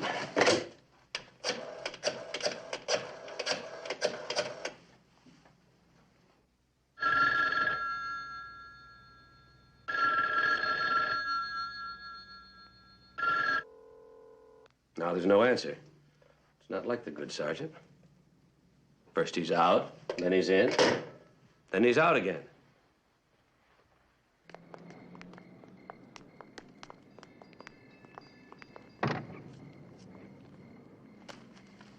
No, I always keep this with me. I feel naked without it. Oh, like I feel without my weapon? I have a lot more in here than just a weapon. These are the big guns. Eyeshadow, makeup base, wrinkle cream, and milk cleanser. Well, I promise I won't steal it. Okay.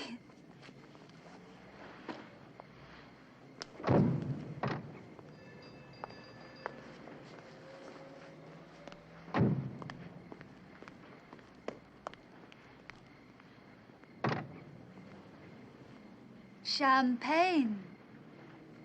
Sergeant, is this the real you? No, it isn't. But then it's not the real commissioner to give me the weekend off either. This is really quite exciting, Sergeant. Are you going to call me Sergeant all weekend, Loretta? I love calling you Sergeant. I mean, I like that you're a sergeant, don't you? Well, sure I do. It's just that I want to forget it for the weekend. I mean, I want to let Charlie Enright out to howl for a couple of days. Well, I find Charlie Enright adorable also. You know, Loretta, I really didn't think that you were going to come with me. I mean, I really didn't think that you would. I mean, there must be a whole line of fellas just waiting to take you to nice places. Well, a lot of guys call me, yes, but you're my only sergeant. Sergeant.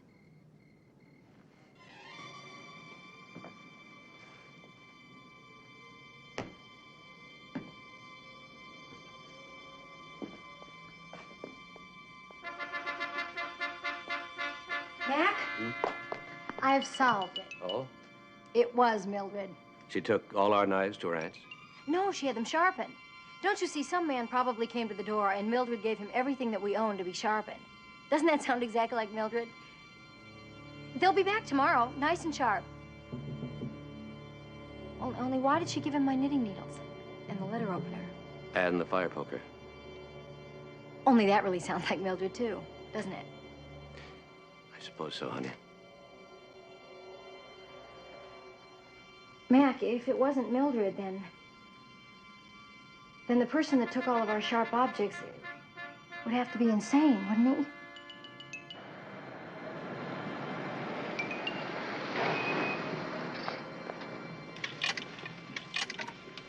Central? Central, over. 412 here. What's Commissioner McMillan's address? 250, Trenton. That's what I thought. Thank you.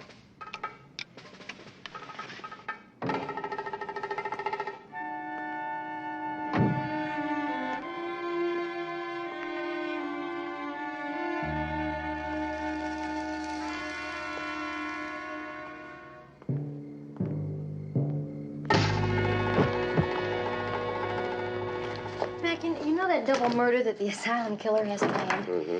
I don't suppose he has anybody special in mind, do Well, you? now, let's not get like everybody else in San Francisco, imagining we're his next victims. How about a drink? Corkscrew and the bottle opener are missing, aren't they? Not even Mildred would have those sent out to be sharpened. Mac, I think I'll take you up on that drink. Oh.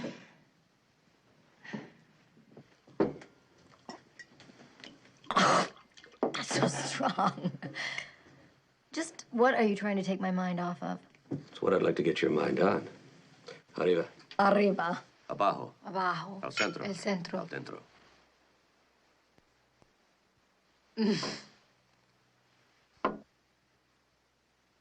Sally, I've got a great idea. Why don't we begin celebrating your birthday tonight?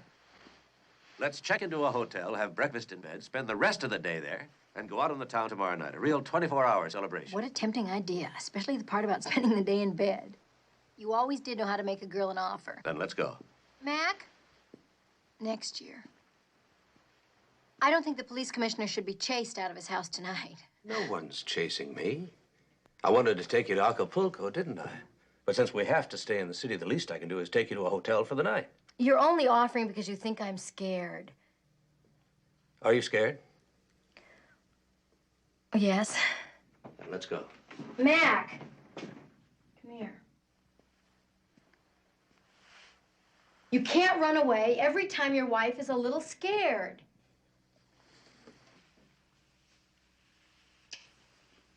That's what I love about you.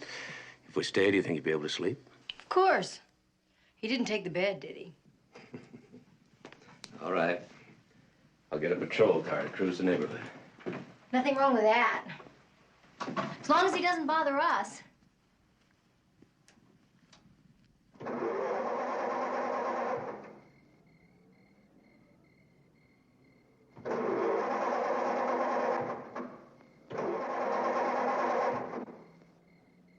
Why don't you look under the hood? Well, I don't think it would do very much good. How do you know? Because everything always looks fine every time I look under the hood. Oh, you too, huh? Me too. You too? Me too. Oh, listen, I was saving this till later. But we might as well drink it now, huh? I mean, it could help to keep us warm. It's not on ice. Well, that's okay, because I am. No. You know, I didn't know which kind you'd prefer. You know, the pipers or the mums. They're both good. Yeah, I mean, some people are really very, very, very fussy. Oh, excuse me. They're really fussy about the kind of champagne that they drink. Oh, I know. I know some men who think they can't get down anything but Dom Perignon. Oh, I don't know that one. Oh, it's good, too. Oh. Well, all I knew is that I wanted something, Skull, something important. I mean, I wasn't going to settle for any of that domestic stuff.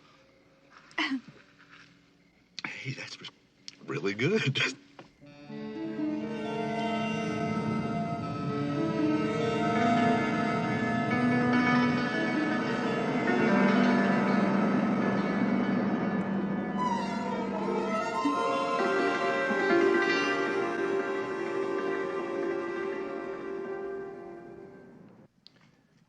Sally, you know what I'm thinking?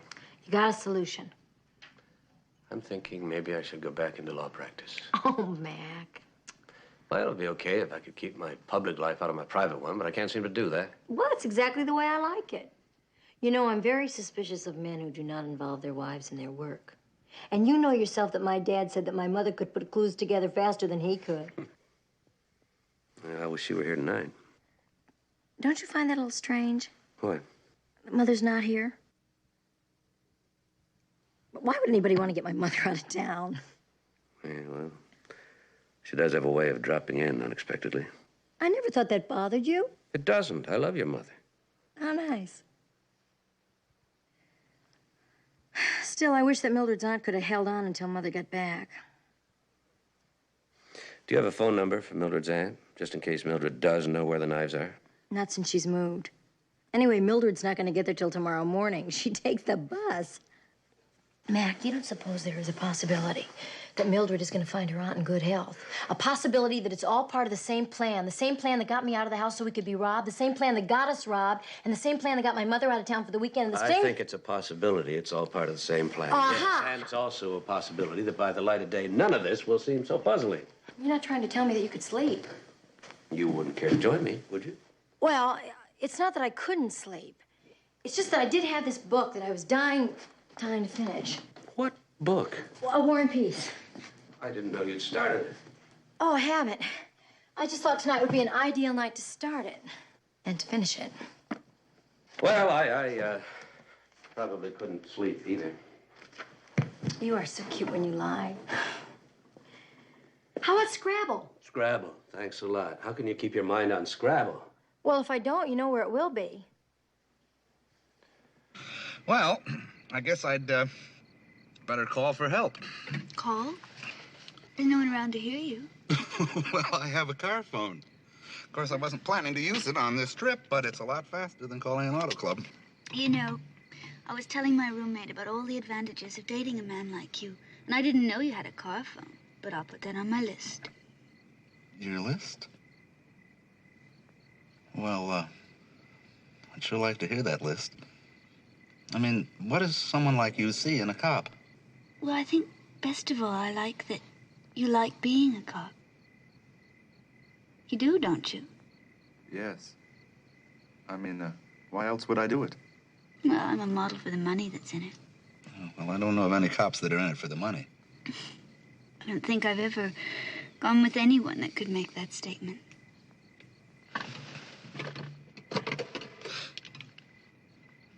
Hello, operator. This is Sergeant Charles Enright of the San Francisco Police Department. It just gives me goosebumps hearing you say it. Oh. Well, maybe it's the cold. No, it's you.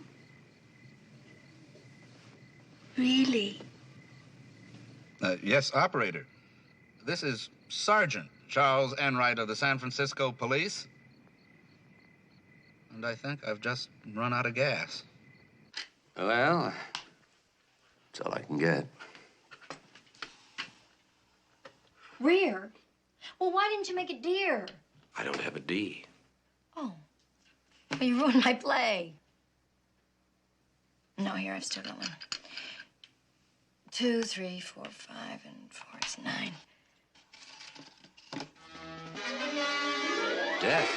That's a swell word. How'd you think of that? Why hasn't that patrol car arrived? I'm sure it already has. You don't think they're going to shine a spotlight in the living room just to let us know they're here, do you? They patrol outside, because if there's someone to find, that's where he'll be. If they find him. If there's someone to find. Is that it? Mm-hmm. What if he's there and they don't find him? Oh, this game is not doing me a bit of good, Mac. My mind is still you-know-where. Let's play another kind of game. One that's a little more dangerous. Like what? Well, if there is someone out there, he's probably waiting for us to go to bed before he makes his next move. So we turn out the lights and nab him. Are you game? It's a lot more interesting than Scrabble.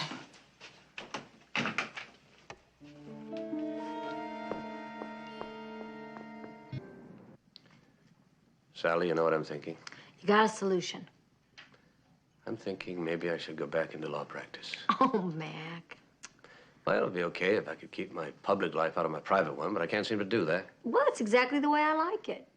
You know, I'm very suspicious of men who do not involve their wives in their work. And you know yourself that my dad said that my mother could put clues together faster than he could. Yeah, I wish she were here tonight. Don't you find that a little strange? What? That Mother's not here? But why would anybody want to get my mother out of town? Yeah, well, she does have a way of dropping in unexpectedly. I never thought that bothered you. It doesn't. I love your mother. How nice. Still, I wish that Mildred's aunt could have held on until Mother got back. Do you have a phone number for Mildred's aunt, just in case Mildred does know where the knives are? Not since she's moved. Anyway, Mildred's not going to get there till tomorrow morning. She takes the bus. Mac, you don't suppose there is a possibility that Mildred is going to find her aunt in good health. A possibility that it's all part of the same plan that got me out of the house so we could be robbed, the same plan that got us robbed, and the same plan that got my mother out of town for the weekend. And the I think it's a possibility. It's all part of the same plan. Aha! Yes, and it's also a possibility that by the light of day, none of this will seem so puzzling. You're not trying to tell me that you could sleep. You wouldn't care to join me, would you? Well, it's not that I couldn't sleep. It's just that I did have this book that I was dying to finish. What book? A War and Peace. I didn't know you'd started it. Oh, I haven't. I just thought tonight would be an ideal night to start it and to finish it. Well, I probably couldn't sleep either. You are so cute when you lie. How about Scrabble? Scrabble, thanks a lot. How can you keep your mind on Scrabble? Well, if I don't, you know where it will be. Well, I guess I'd better call for help. Call? There's no one around to hear you. Well, I have a car phone. Of course, I wasn't planning to use it on this trip, but it's a lot faster than calling an auto club. You know, I was telling my roommate about all the advantages of dating a man like you, and I didn't know you had a car phone, but I'll put that on my list. Your list? Well, I'd sure like to hear that list. I mean, what does someone like you see in a cop? Well, I think best of all, I like that you like being a cop. You do, don't you? Yes. I mean, why else would I do it? Well, I'm a model for the money that's in it. Oh, well, I don't know of any cops that are in it for the money. I don't think I've ever gone with anyone that could make that statement.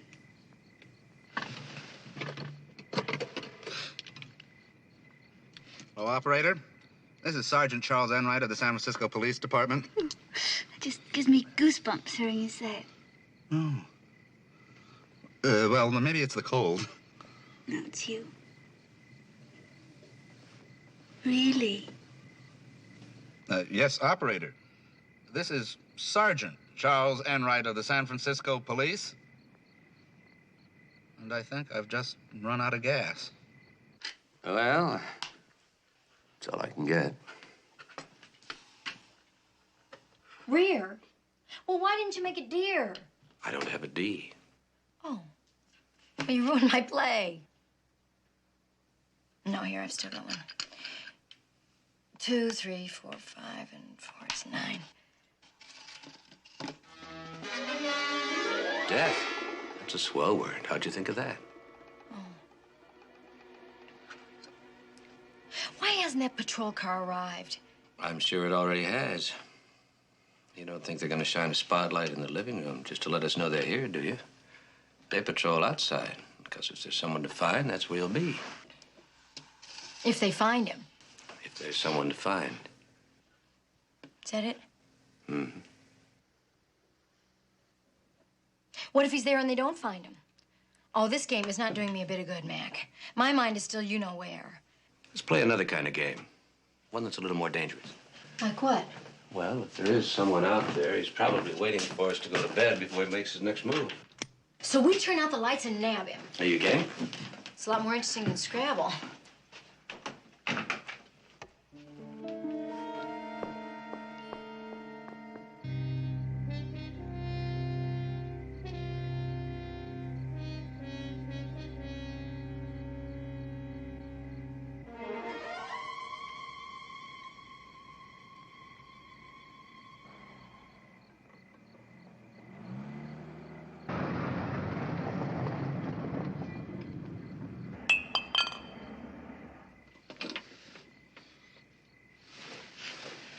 Loretta, we're here. Moon Mountain. Loretta, look, this is the trip you've been waiting for a whole year for someone to take you on, and now someone has. Loretta, you all right? Hadn't we better go home now, Sergeant? I mean, isn't it getting late? Loretta, don't go to sleep. We're here, Moon Mountain, and... well, no wonder everybody's talking about it. I mean, it's fantastic. Please?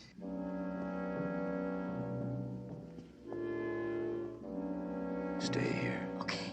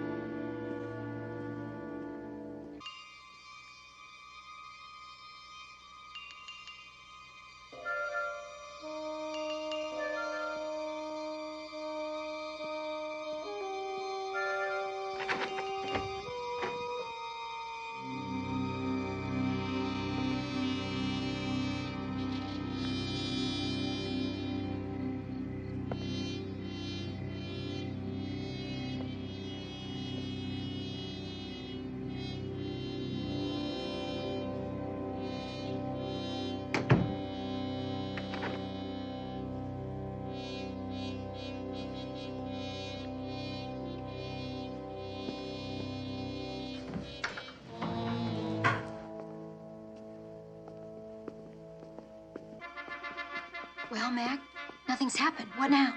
I think we'd feel better if we took a stroll through the neighborhood. Oh, what a wonderful idea. By moonlight, it'll even be romantic.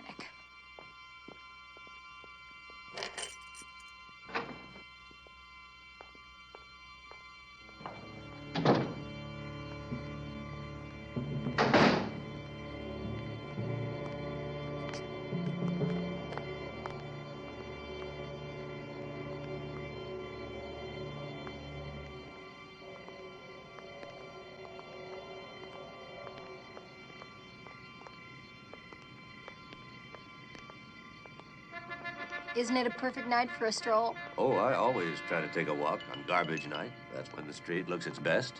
Well, why don't you not look down? You should look up at the stars. That's one of the things I love about you. Hey! Wait here.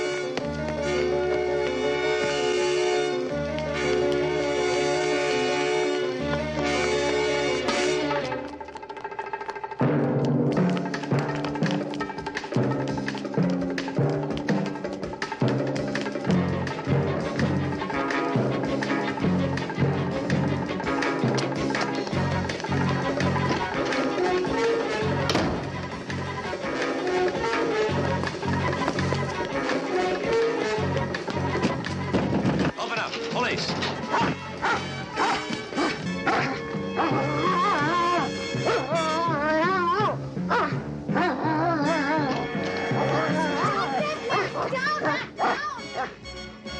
Down, Mac, down! I'm afraid you'll have to forgive Mac. He's a killer. But that's why we got him, of course. To protect us from the asylum killer. Well, I'm sorry, but a man just ran through your door. Oh, that was Harry. He lives here. And I recognize you from the TV. You're the police commissioner, right? Yeah, that's right, ma'am. This is my wife, Sally. Oh, Mrs. Commissioner, I told Harry he was going to have to cut that out now that we have a police commissioner living in the neighborhood. What exactly was Harry doing? Come on, Harry. Tell them. Maybe the commissioner will show a little mercy, since we're neighbors, and they won't give you the electric chair. Well, since her mother moved in with us, Commissioner, we're a 5-can family, but I still only got 4 cans. So on garbage nights, Come on, Harry, slip the extra into other folks' cans. You know, you have 4 cans, Commissioner, but you're not really much more than a 2-can family. Well, I mean, you can have one of our cans. Maybe just borrow it until you have kids, or her mother comes to live with you.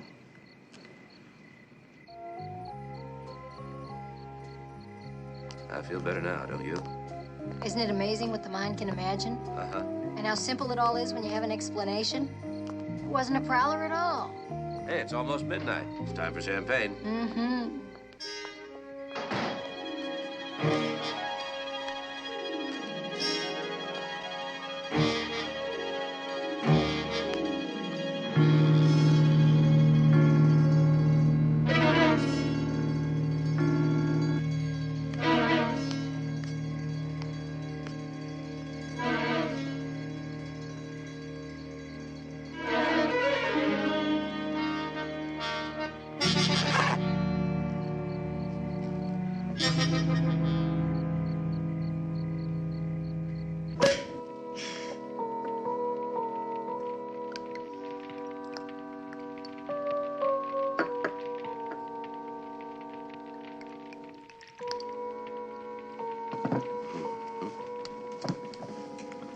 Happy birthday, sweetheart.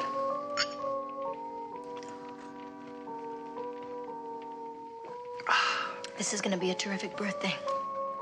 You know, I feel 10 years younger than I did 10 minutes ago. How old are you now, anyway? What a tacky question. Well, I'm not so sure I ever did now. I don't think you're ever gonna know. The only part you have to know is the part about till death do us part.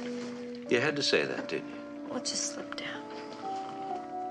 What's more? Mm-hmm. You know, I'm beginning to get really sleepy. Oh, yeah?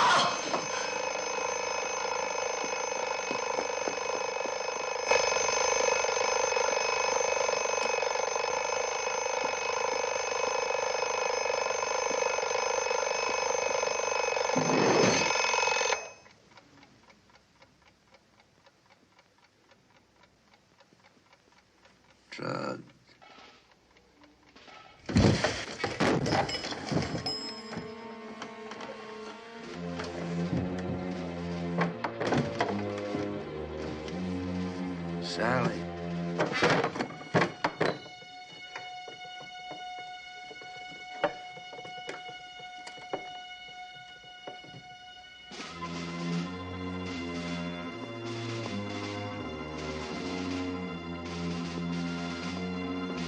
Sally, wait now.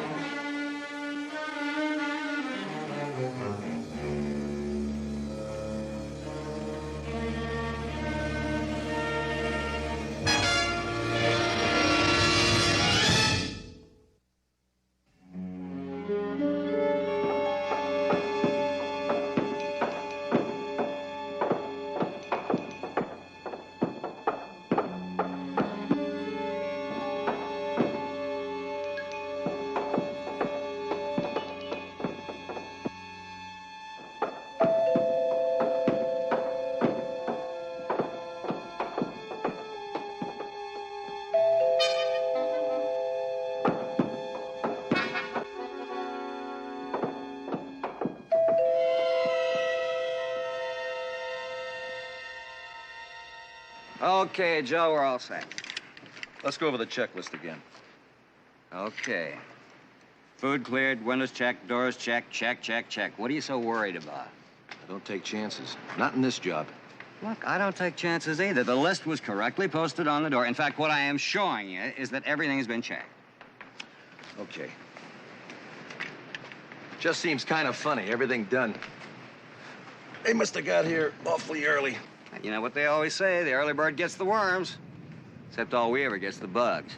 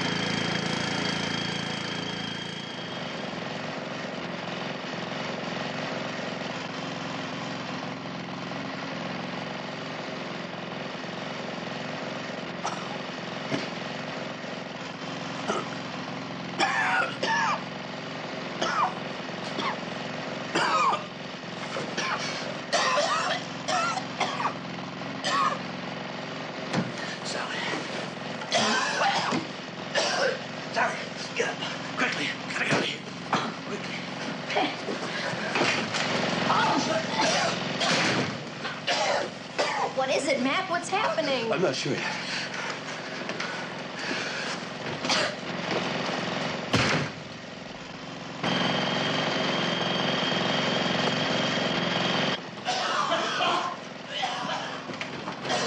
Get out. Are you all right? Yeah. I just feel as if spent the day now. Nick, it looks as though there's a bag over the house. Is that possible? Exterminators? Exterminators? I didn't call them. I've been meaning to call them, but I know I didn't call them. I know you didn't call them. Neither did I. The asylum killer. This is how he's gonna kill us, Mac. He likes his victims to die slowly. That's his style. With a double header, Mac. We're not gonna die slowly. We're not gonna die at all. We woke up just in time. Mac,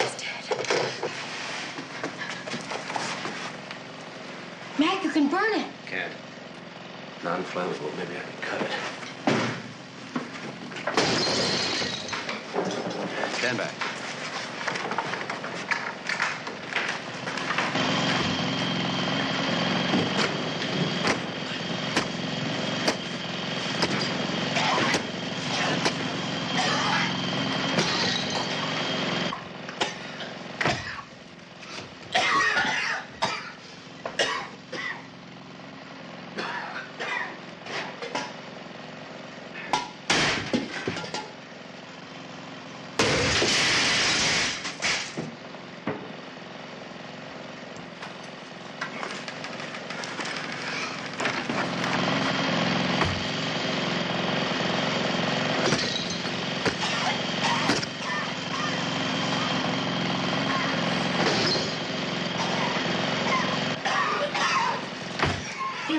Put these under the bed.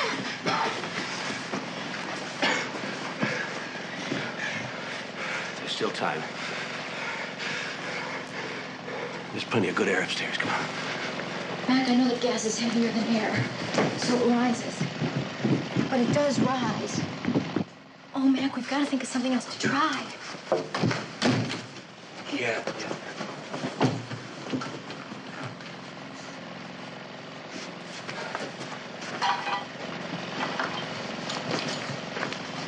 Mac, what are you doing? You can't cut through canvas with a pole like that? No, but I can push at it. And somebody will see us. Get back.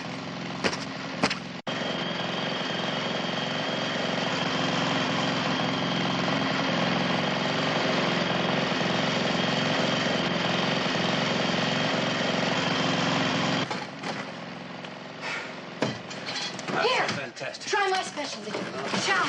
Help! Help! Hey, cut that racket out there, will you? This is Saturday. People are still trying to sleep around here. They gotta get somebody to fix that machine before we go on another job. Somebody's gonna call the police department if they don't. Just need to on. We'll squirt a little out when we get back at the shop. Save it. They didn't. What? They're not gonna hear it. We'll get out. We'll make it. How? No. Oh, You've man. forgotten the telephone. That's dead. You know that. That isn't gonna stop people from calling us. And when they can't get through, they'll investigate. My mother. She's always fighting with the telephone company. But not long distance, Mac. Mildred's not gonna call us. Everybody else in town is used to the bad service. They won't even think about it. Nobody's gonna check, Mac. Nobody. I'm sure Enright will be calling to check.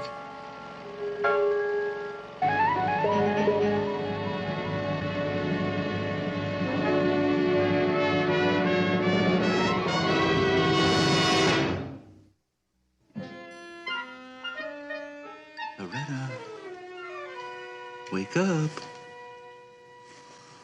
Loretta, we've been here at Moon Mountain for hours, and you don't even know what it looks like. Come on, let's take a walk on over to the window, huh? I mean, I got this wonderful room with a view just for you. And, oh, Loretta, you don't know how many nights I've thought about spending the weekend with you. I mean, I've looked forward to it from the very first moment that I ever saw you. I know you're out of my league, Loretta, but what's the point of going out with someone who isn't out of my league? Only this isn't really the way I imagined it. I mean, well, it's just that I thought before we fell asleep together that we'd be awake together.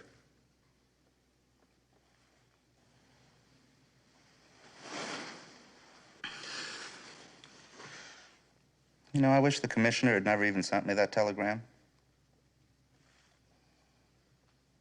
Come to think of it, it's really not like the commissioner to send me a telegram.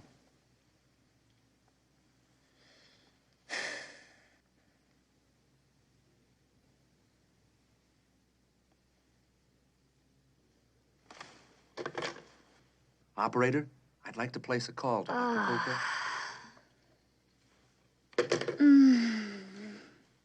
You awake, Loretta?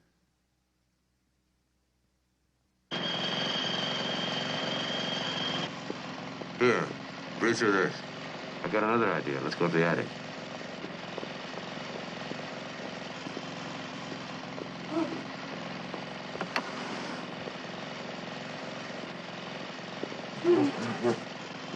Here.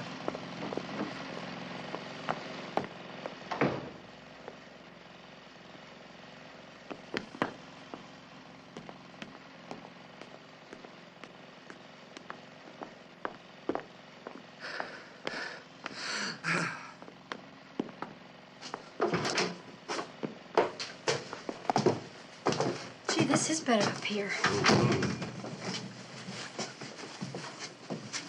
For how long, Mac? Oh, we have 3 or 4 hours. Yeah, the way I read that, we have about an hour. Hey. Happy birthday. I've forgotten all about it. Well, it's one birthday I'll remember for the rest of my life.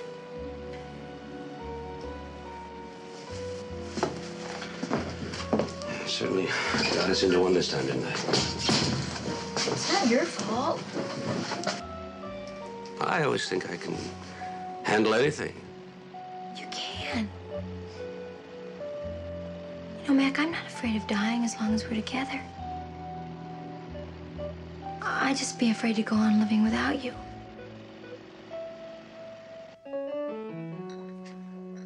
Sergeant! Sergeant Enright!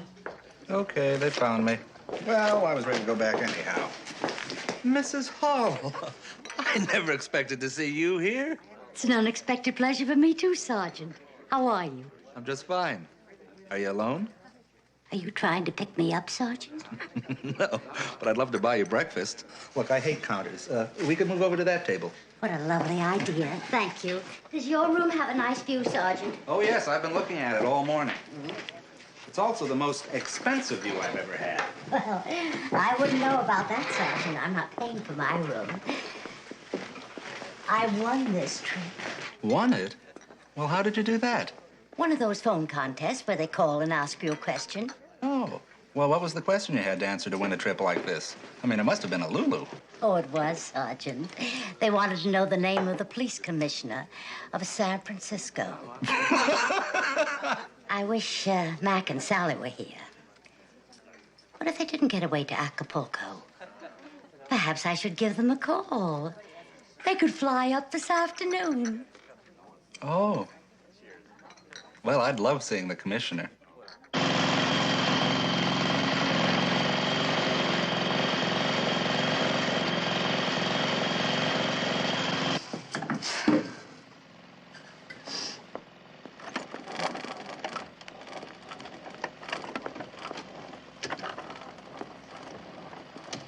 I thought some music would be nice. Here.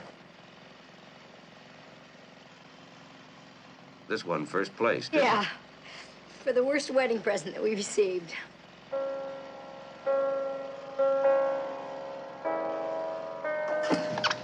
Ooh, the Death March. I didn't know we had the Death March. You don't. This isn't ours. He put it there. He thought of everything. As a matter of fact, he didn't. Mr. Fitzsimons. Mr. Fitzsimons. We haven't even seen him since the last time he turned us into the police for playing the records too loud. Why don't I go downstairs and play the stereo too loud? No, you can't go down there. I have to. You can't. You'll know I made it when you hear the music.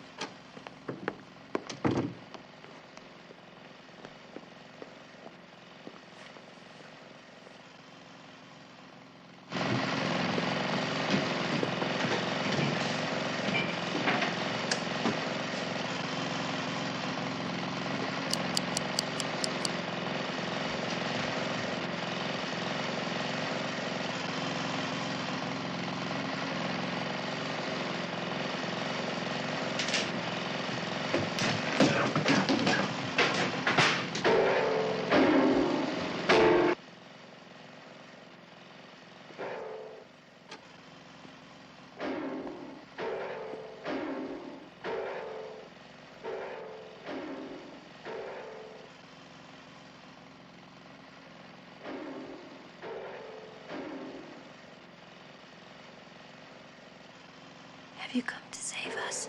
I'm afraid not, Mrs. McMillan. Though I'm touched you're able to see the potential for kindness that lurks beneath this mask. I am here to be with you at the end, however. I thought you'd come to save us. No one will come to save you, Mrs. McMillan. But it's almost over now. So why not relax and stop fighting it? You must be very sleepy. Someone is coming to save us. No. And your disappointment will only be the greater if you continue to think that. You've done all you can, Mrs. McMillan. I congratulate you and your husband. You've lasted much longer than I thought you would. There now. Are you comfortable? I know you. We've never met, Mrs. McMillan. Your voice is familiar. That pleases me. Thank you. If I don't know you, why are you doing this? I don't understand it. I'm afraid they never understand. I've talked to them all, you know. Just before the end. Talk to who? Why, my victims. You and your husband will make 6 and 7. I can't tell you how pleased I am with myself over this one. It's clearly the most original and also the most technically difficult. The storyline was perfect from the beginning, of course. But then to have dream casting, the police commissioner and his wife. Dream casting? Are you filming this? Just lie here quietly. Everything is going to be fine.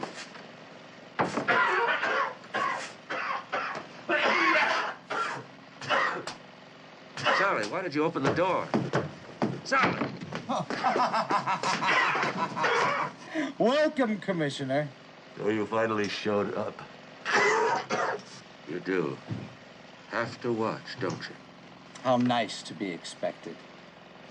Your wife seems surprised to see me. Though we've been having a lovely little chat, considering her condition. But I can see your mind's not quite as foggy yet. How do you do it, Commissioner? Oh, don't make that mistake. Just after I praised you on how well your mind was working. Oh, this afternoon? I don't see how.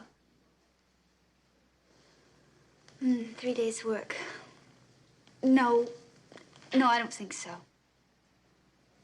Yeah, I realize. But thank you anyway. Goodbye. They wanted you to work today? Yes, all weekend. Pose at some factory that's closed. You mean they want you to come back from your trip just for 3 days' work? Isn't that asking an awful lot? But then they pay me an awful lot, Sergeant. I get $400 a day. $400 a day? Well, at those prices, you have got to go back. Well, what about the prices here? I feel terrible if I've cost you all that money and then just left. Well, that's all right. It's just that I don't know when I can get away again. Hey, why don't I cook dinner for you one night next week? You can cook? Oh, yeah, I'm a great cook. Of course, I'm not allowed to eat, but I'm a great cook. And thank you for the best sleep I've had in weeks. Sally, wake up. He said I could sleep now. Why not leave your wife alone, Commissioner? She's beginning to rest quite easily. I know who you are. I recognize that voice. Aren't you even going to ask me the reason why? Only last week, I believe you issued a statement that the asylum killer strikes for no reason at all. I could hardly read that on the air without laughing. There's always a reason, Commissioner. There's nothing to connect them. You chose your victims at random. Why? To prove I was right. In the beginning, it was only theory, of course. I started by trying to write for television, you know. But my scripts were rejected for their implausibility. Well, I've showed them now, haven't I? You've been acting out your rejected scripts. And most convincingly, you'll have to admit, Commissioner. I've terrified an entire city. With the aid of your nightly telecasts, yes. That was all part of my plan. Once I decided to produce my own scripts and prove how plausible my plots were, I made sure they got the television coverage they deserved. I'm the only newscaster who's dared show how incompetent the police really are. What a pity you won't be able to hear how I report your deaths on my newscast tomorrow evening. The supreme example of police ineptitude. You're beginning to annoy me, Commissioner. Don't force me to shoot you. And wreck a plot as ingenious as yours. That would be too bad. But I will if I have to. I can't believe a mind as subtle as yours would resort to simple gunplay, unless, of course, you're planning something far more ingenious than I suspected. A triple play instead of a double header. Triple play? What are you talking about? With all this gas, you fire that gun and the flash of it'll blow the roof off this place. Unless, of course, that's what you have in mind. The three of us at once, who can tell with a mind like yours? Kill myself. Don't be silly, Commissioner. Still not ready? To die? Why would I ever be ready to die? That's what all these killings are about, isn't it? Watching your victims die. Trying to get to the point where you can face it. Well, you've watched 5 victims die now. Can you go out with 6 and 7? What are you doing? Fire it. We can all go together. Maybe we can even dance. Turn that on! Sally, breathe deeply. Oh. Breathe. I was just resting, Mac. Keep it on till we get out here. Mac, don't shoot! The gas will explode. Hey, there's people in there. Call the police. The trouble with people who invent implausible plots is they don't recognize one when they hear it.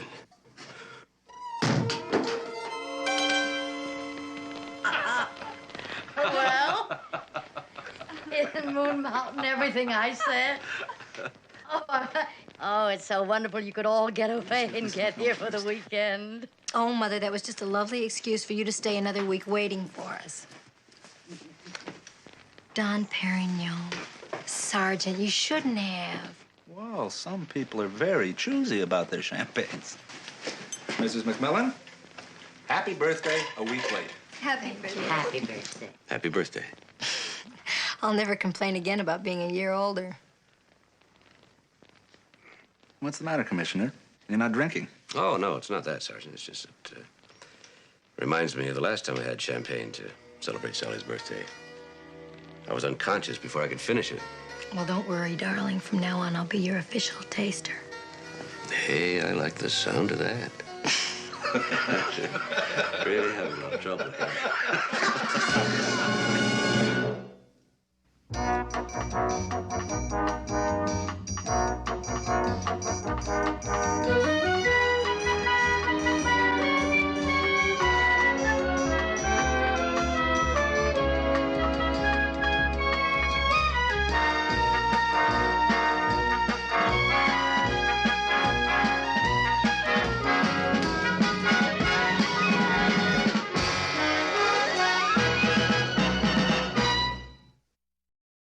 আব্বা আম্মা যদি তোর ছোটকালে জানতো তোর হাইটের লগে তোর গাদামির হাইটটা একটু বাড়বো তাহলে নিজ দিয়ে এমনিতেই 6 ইঞ্চি কেটে দিত তোর আর গাদামি বাড়তো শুন আব্বা আম্মা যা বলে তা কর বিয়েটা কর আর আমার রাস্তাটা একটু ক্লিয়ারটা কর ও আমি তোমার পথের কাটা না তোরা কেউ চাস না যে আমি পড়াশোনা করে এই নিজের পায়ে দাঁড়াই তুই তো নিজের পায়ে দাঁড়াস নাই তুই তো আমার কাঁধের উপর ভর করে দাঁড়ায় আছিস এই আসো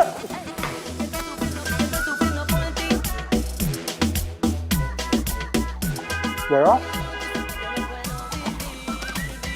এই কি তোরা সকালবেলা এরকম কাঁদতেছিস কেন আব্বাও কাঁদতেছে আম্মাও কাঁদতেছে কিছু আম্মা কি সকালবেলা কি সিরিয়াল দেখা শুরু করছে তাহলে কিছু চুরি হয়েছে বাসা কেউ মারা গেছে কেউ কি মরার আগে হসপিটালে অ্যাডমিট হয়েছে তাহলে কি হয়েছে সবাই এরকম আয়োজন করে কাঁদতেছে কেন বাবা মা বলতেছে আমার নাকি পড়াশোনার দরকার নাই ধান থাকলে নাকি ধানের মাঝে চিটাও থাকে আমি নাকি চিটা হ্যাঁ তাহলে তো ঠিকই বলছে আর তুই কখনো দেখছো আব্বা আম্মা পোলাবানের সাথে মিথ্যা কথা বলে? ভাই কি ওই কথা কইছে? কইছে আমার 1 মাসের মধ্যে বিয়ে করা লাগবে, বিয়ে করে 9 মাসের মধ্যে বাচ্চা পয়দা দেওয়া লাগবে। মাত্র 9 মাস টাইম দিছে? তুই তো নির্ঘাত ফেল করবি। মানে তোর যে পড়াশোনার কন্ডিশন, তুই 9 মাসের সাথে তোর আরো মিনিমাম 4 মাস টাইম দেওয়া লাগবে, তারপর যদি 12। আচ্ছা দোকানদাররা অবশ্য নতুন যারা বিয়ে করে তাকে চেয়ার দিকে তাকায় থাকে 2 পয়সা ইনকামের জন্য, তোর দিয়ে সেটাও হবে না। তুই চিন্তা বাদ। হ্যাঁ বল। তুইও কি? আমি আগে সন্দেহ করছিলাম তুই আমার মায়ের পেটের ভাই না। মায়ের পেটের ভাই হলে তুই এরকম করে কথা বলতে পারতি না। তোর আমার না কোনো মিল নাই, না আছে স্বভাবের মিল, না আছে চরিত্রের মিল, না আছে তোর এই যে চেহারার মিল, গায়ের কালারের মিল, কোনো কিছু মিল নাই। বাইকটা শোন, আব্বা আম্মা যদি তোর ছোটকালে জানতো তোর হাইটের লগে তোর গাদামির হাইটটা একটু বাড়বো, তাহলে নিজ দিয়ে এমনিতেই 6 ইঞ্চি কেটে দিত, তোর আর গাদামি বাড়তো। শোন, আব্বা আম্মা যা বলে তা কর, বিয়েটা কর, আর আমার রাস্তাটা একটু ক্লিয়ারটা কর। ও, আমি তোমার পথের কাটা না, আমি তোমার জীবনের বাধা। তোরা কেউ আমার ভালো চাস না, তোরা কেউ চাস না যে আমি পড়াশোনা করে এই নিজের পায়ে দাঁড়াই। তুই তো নিজের পায়ে দাঁড়াস নাই, তুই তো আমার কাঁধের উপর ভর করে দাঁড়ায় আসছিস। শোন, আমি তোর ছোট হিসেবে চাই তুই আব্বা আম্মার কথাটা শোন, তুই 1 মাসের মধ্যে বিয়েটা কর, আমি কবজি ডুবায়া তোর বিয়ের কাচ্চি খাবো, বুঝছস? এই আসো।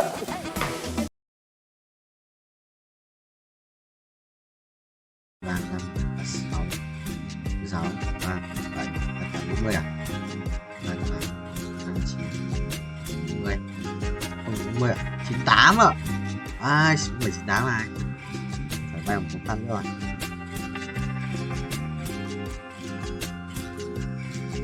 What the hell của em? Rồi, bye bye.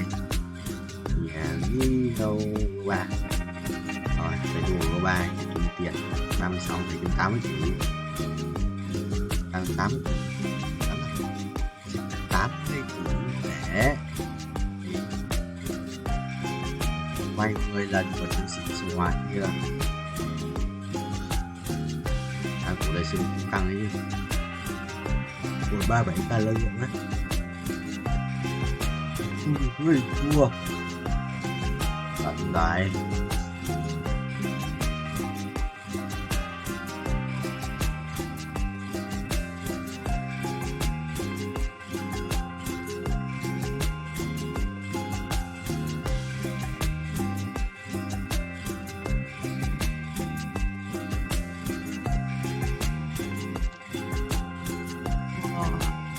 Xong rồi bay 36 mở cái bước lại nha. Hả? Không perfect. Rồi buồn đấy. Đó, đi. Đây cuối cùng.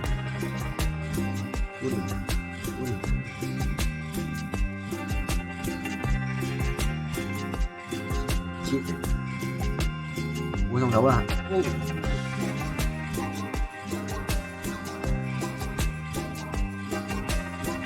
Lòng đất luôn mở trung tàu. Rồi 2 lần có tới gì, 3 lần có tới gì,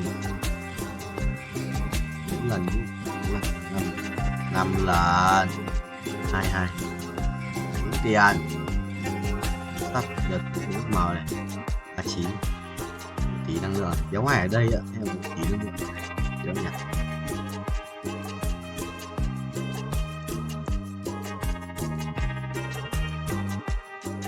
Cái gì? Chỉ cần nói nha. Tỷ năng lượng mà nó lên nhiều lượng vãi. Cái kiếm uy lực.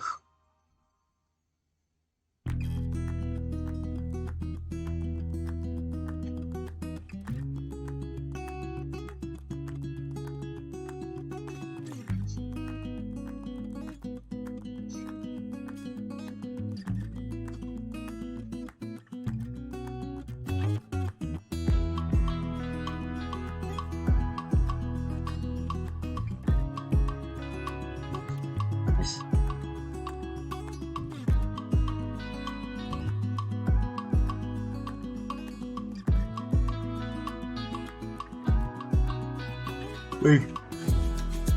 Bây giờ. Hút. Hút. Rồi. Vậy Nam à? Bài chọn không vậy thầy ơi. Đấy tên hai con kia được. Hai con hút ly tại 59 màu rồi. Phải tiếp rồi.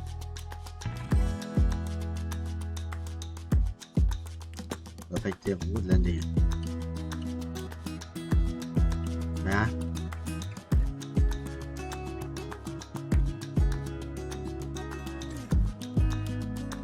Nè.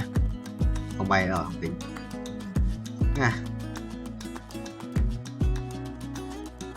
Mốt rồi. Mốt rồi sẽ bay được 5 lần. Bay luôn. Chờ nó mệt lắm. Chờ đâu 5 quả. Vinh.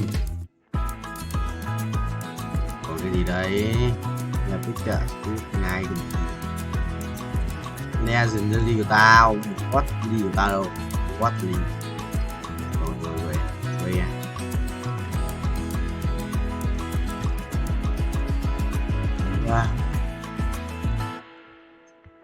Wow. Legendary đây rồi. Cộng một tỷ sức mạnh. Quát ly nữa là đẹp, quát ly nữa đẹp, quát ly nữa đẹp, quát ly nữa đẹp, quát ly nữa đẹp. Được nhé. Là Legendary của quả này sự kịch của đấy. Ở cuối này, phát cuối này. Quát ly, xanh lá.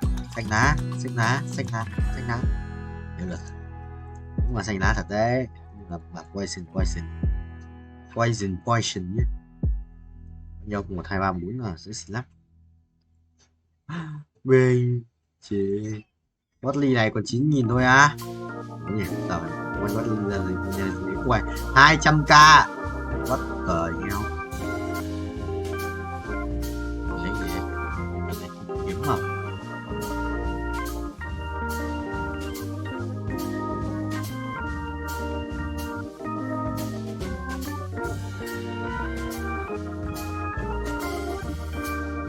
Lưới kiếm một bố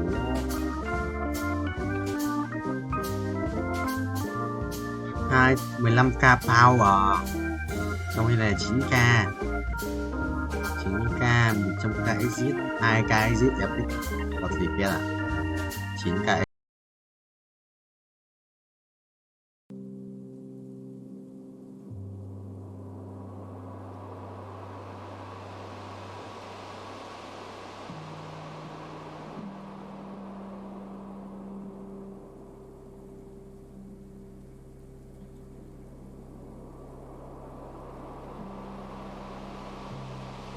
Để xem cái này nó còn ngang.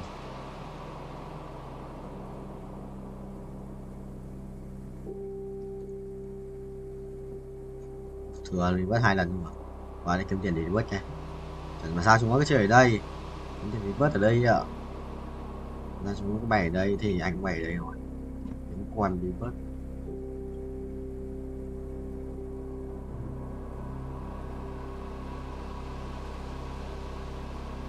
Rồi, ra khỏi xe. Khi red ra cái red thờ red luôn. Chuẩn form vậy thầy ơi. Sojin này. Sojin khả năng à. Kiếm đồ cho Asia rồi. Có quan trọng gì ra đâu. Sắp đủ đồ.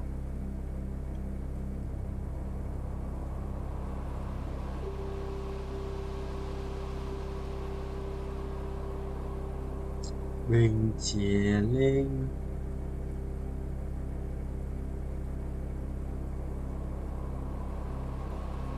Đầu ra quan oan giỏi mà cho hiệu thần dừng thực sự là hợp lý đấy thầy. Bao là hợp lý. Luận đầu à để tài chính. Tắc kè phải thần dừng cũng vậy, tắc kè loài mắt.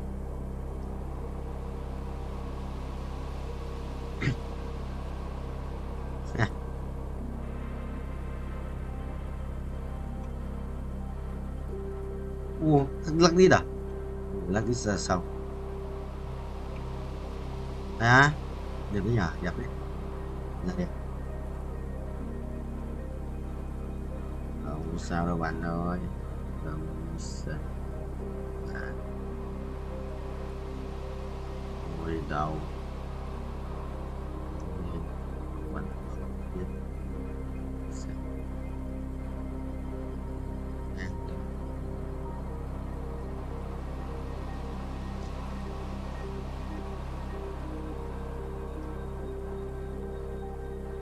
Bay nhanh bay điết vào. Bay tí tỷ láp. Phải không vậy? Ta tính chưa? Thích chưa? Thích rồi. Thích rồi, thích. Chịu rồi, phải bay trên đỉnh một lúc không xuống. Wow. Có phần nữa, theo hết 38. Ui, theo cái thua mà. Thua được mà. Cái này thua được mà. Chôn không? Quà sinh nhật là trai quý nhở? Thua được mà, mình thua thằng này mà. May sang bên này vậy.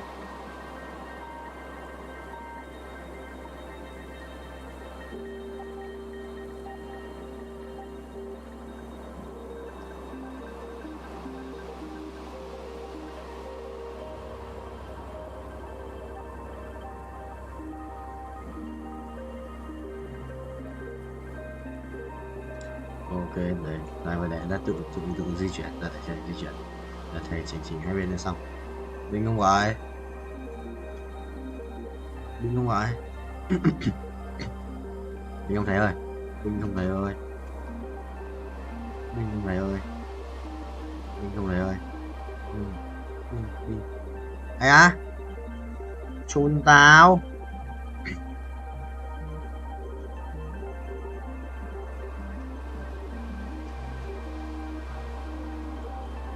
M là nó 50m. Nhanh lên tao. Từ từ rồi. Mắc thêm 7 về chuẩn không nhỉ? Bay sự biết đấy. Đấy là biệt.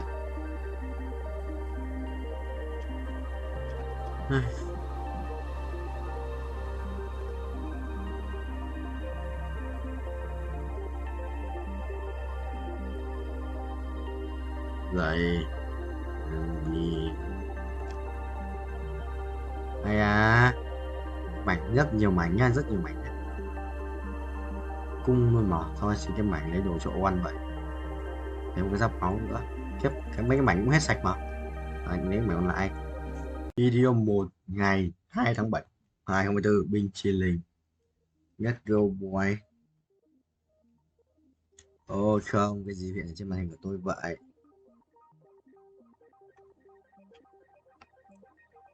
Nó sẽ quay tiếp cái trò lò là màu. Ai tự anh chỉ cho nó thẳng bên cộng 10%. Good landing. Hạ cánh tốt. Chỉnh tiếp. Đây á. Ủa đúng rồi.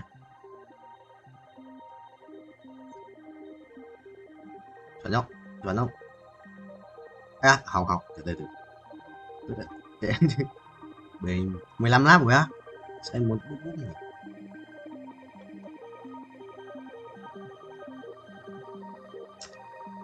Vào Discord á. Ngày tiếp rồi. Anh cày xem đến bao giờ được 80 củ cái đầu ngoài thì anh vào anh quanh 10 lần. Vào 50 củ 10 lần. Cái cày vòng này sao tận 50 củ và thua. Nó một quay được, nó có đủ tiền quay vòng này. Cú chết rồi. Bên chia lên, bên chia lính. Chuẩn ông thầy. Kathleen thông đạo Diốt à? Rồi sao phải hạ cánh rồi?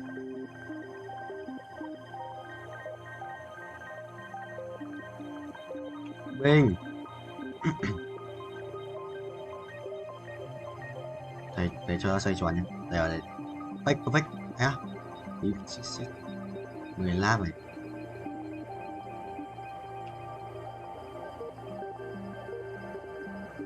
Perfect không? Perfect. Đây, perfect. Bình.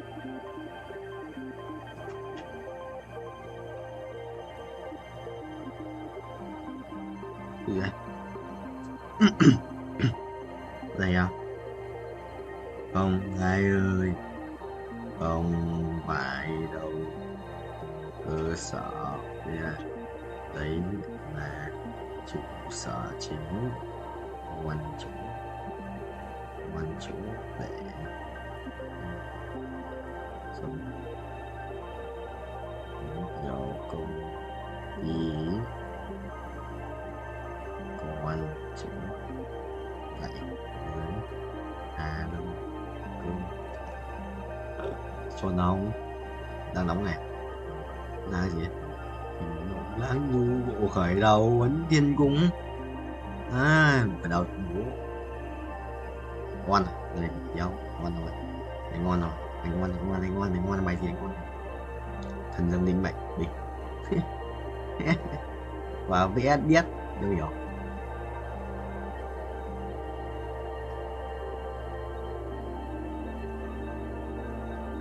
được mà nó cũng chuẩn chỉ chứ cái khổng lồ chỉ lấy một cái đéo này nhét lên cái khổng lồ vậy thì sao Vinh trên đây không nhặt trước lần nữa. Hello guys, tao nhìn chat trên Chinh Choang kìa, mấy thằng Trung Quốc online này. Mày có thằng điên xin ở Flipet, mày có thích Flipet không? Có thằng con lợn 34 tỷ nha, bay đến 80 triệu, 80 đồng, yes bay.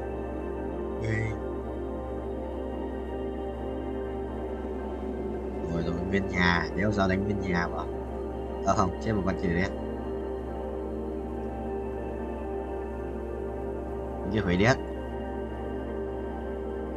thì mấy con này ở dưới mình sẽ quay một cười nó chịu mới tắc kè này nhìn như con nhái bên chia lên không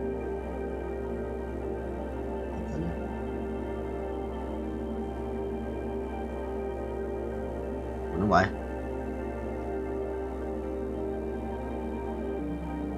nghe ngồi nghe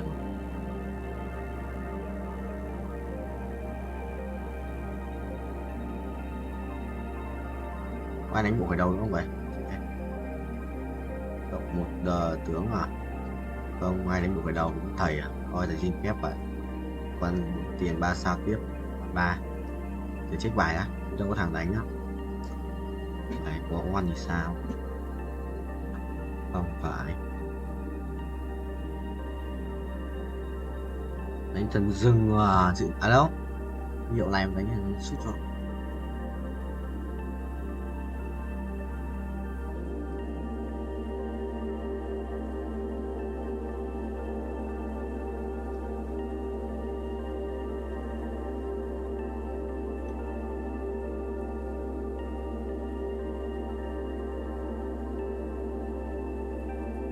Yeah.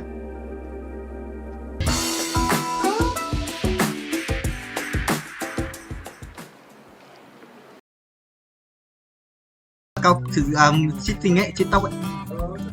Thực sự cheat bằng tóc ấy.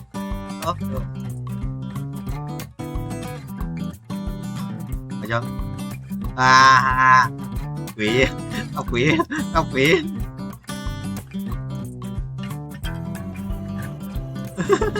Không hiểu, chuột à?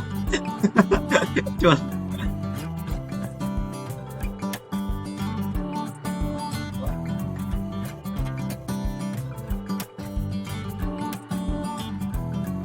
Anh bay yếu đét mà.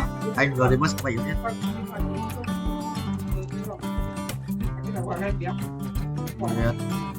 Cái gì cơ Thanh Hóa? Cái thằng đánh bia gì? Cái thằng đánh bia biết không? Thằng bia. Không, cái thằng đánh bia mà đi bạn chấm y ấy mà mua gậy 10 mấy củ ấy. Tao anh ấy. Cái thằng anh Quế đi đánh cùng mình mấy lần rồi đây. Mình đi đánh cùng có 1-2 lần rồi đây. Kinh. Mày kinh.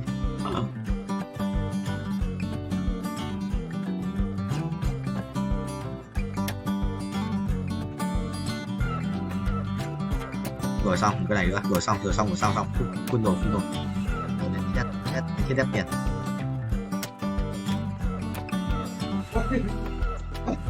Xong rồi phải chưa? Chôn búa à? Giờ 4-0 ngờ mình 44 điểm mà cùng với cả bạn 41 điểm. Mình học ngày học đêm thì sao?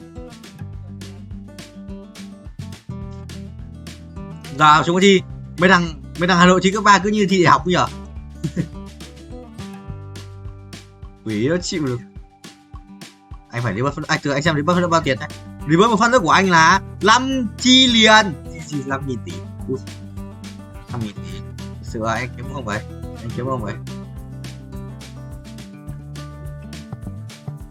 Bây giờ nếu còn panorama đâu, cái game này rất là panorama.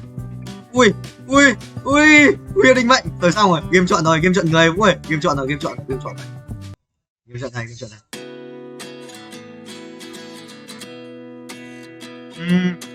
Game chọn thầy Vũ ơi, game chọn thầy. Thôi đẩy trứng rồi à? Game chọn thầy. Giỏ cái. Giờ anh em không tổ chức giỏ cái à? Vẫn mấy anh em mới luôn mà.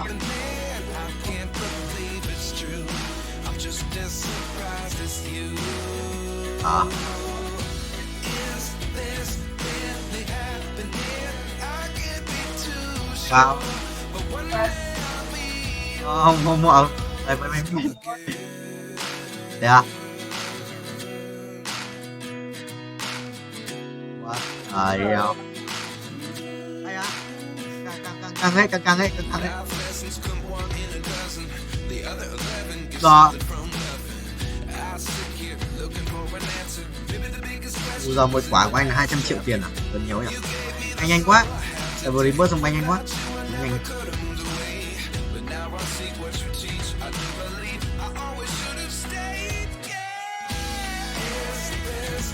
Rồi. Lần rồi, mình có mắc mà mình có cái điểm mắc giới hạn của mình ở cái ở dưới cao nhất chỉ qua đến một chút thôi. Tỷ à. Với 10 tỷ năng lượng của anh rồi, anh vừa phát hết sạch năng lượng. Phải nhặt lại. Phải nhặt.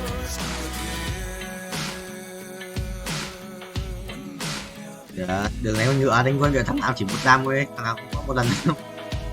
Không ngờ thằng nào một đam thôi. Tỷ anh đánh mới xong.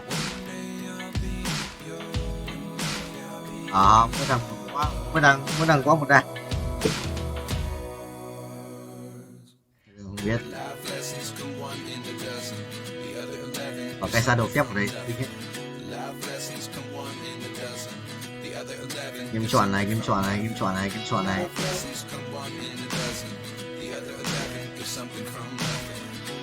Ui, quân đồ thua. Go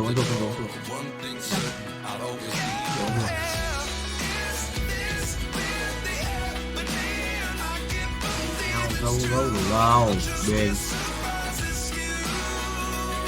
đó. Tám của anh không biết là gì của anh hát gì mà.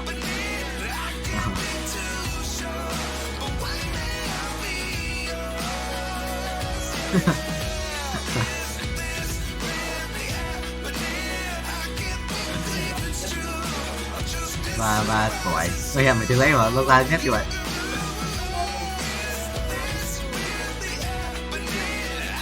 Ở nhà không mát à? Ở nhà không mát hơn. Đúng cái là đấy.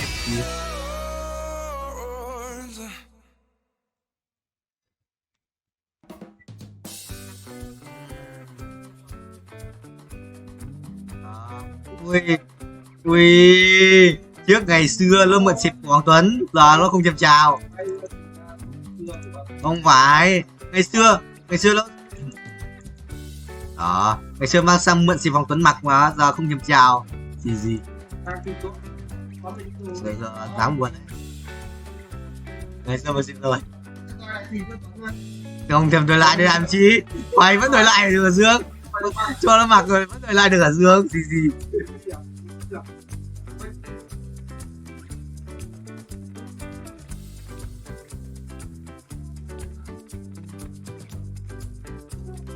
thua một round à?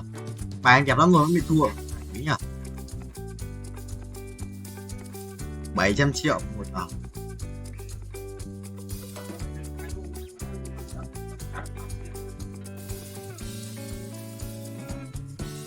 Bình xì lông ấy, bình xì lông ấy. Đấy, mở trứng em.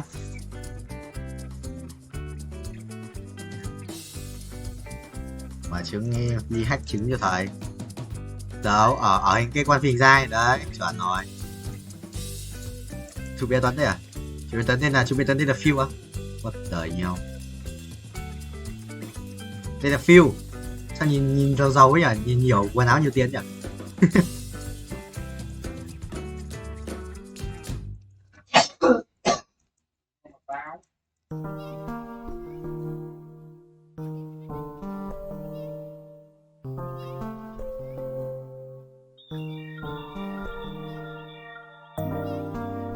Đây bao giờ thì bay lại như cũ đấy, chúng phải chưa có bay được lại một lap.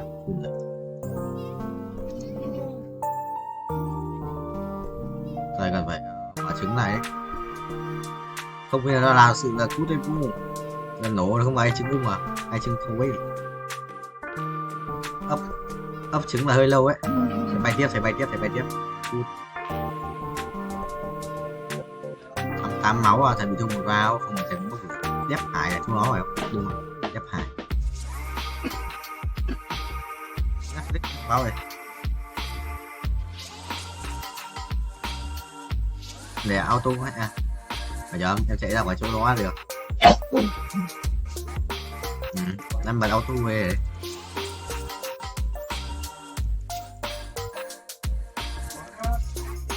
Mày đi mở chính ra đây. Mày đi mở chính ra.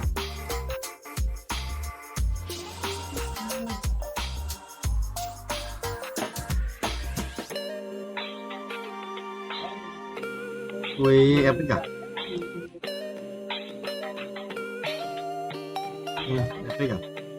Em biết cả. Gì? Ngọt. Em phải đặt trứng cho mày cút. Đặt trứng cho mày cút. À. Em biết cả gun mau à? Có chưa?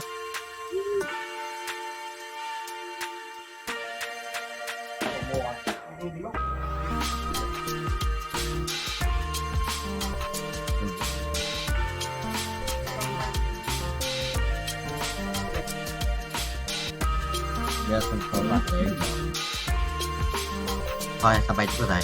Thành ra biết đồ lỡ rồi. Đi là mau.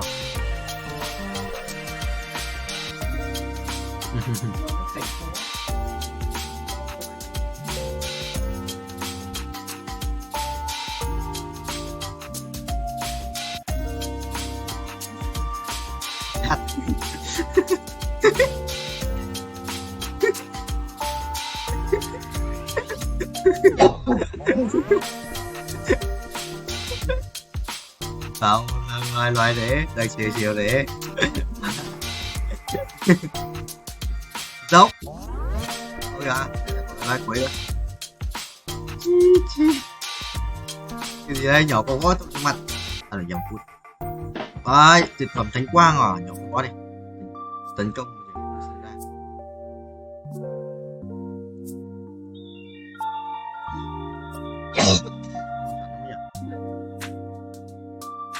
đi.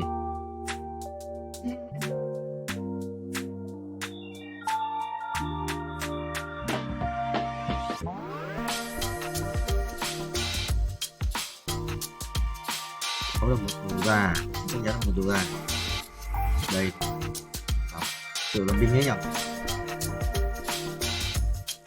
Không hoài.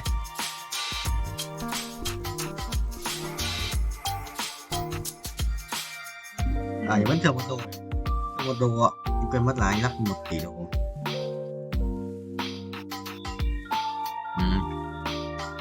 Chết thực sự hóa quỷ ấy.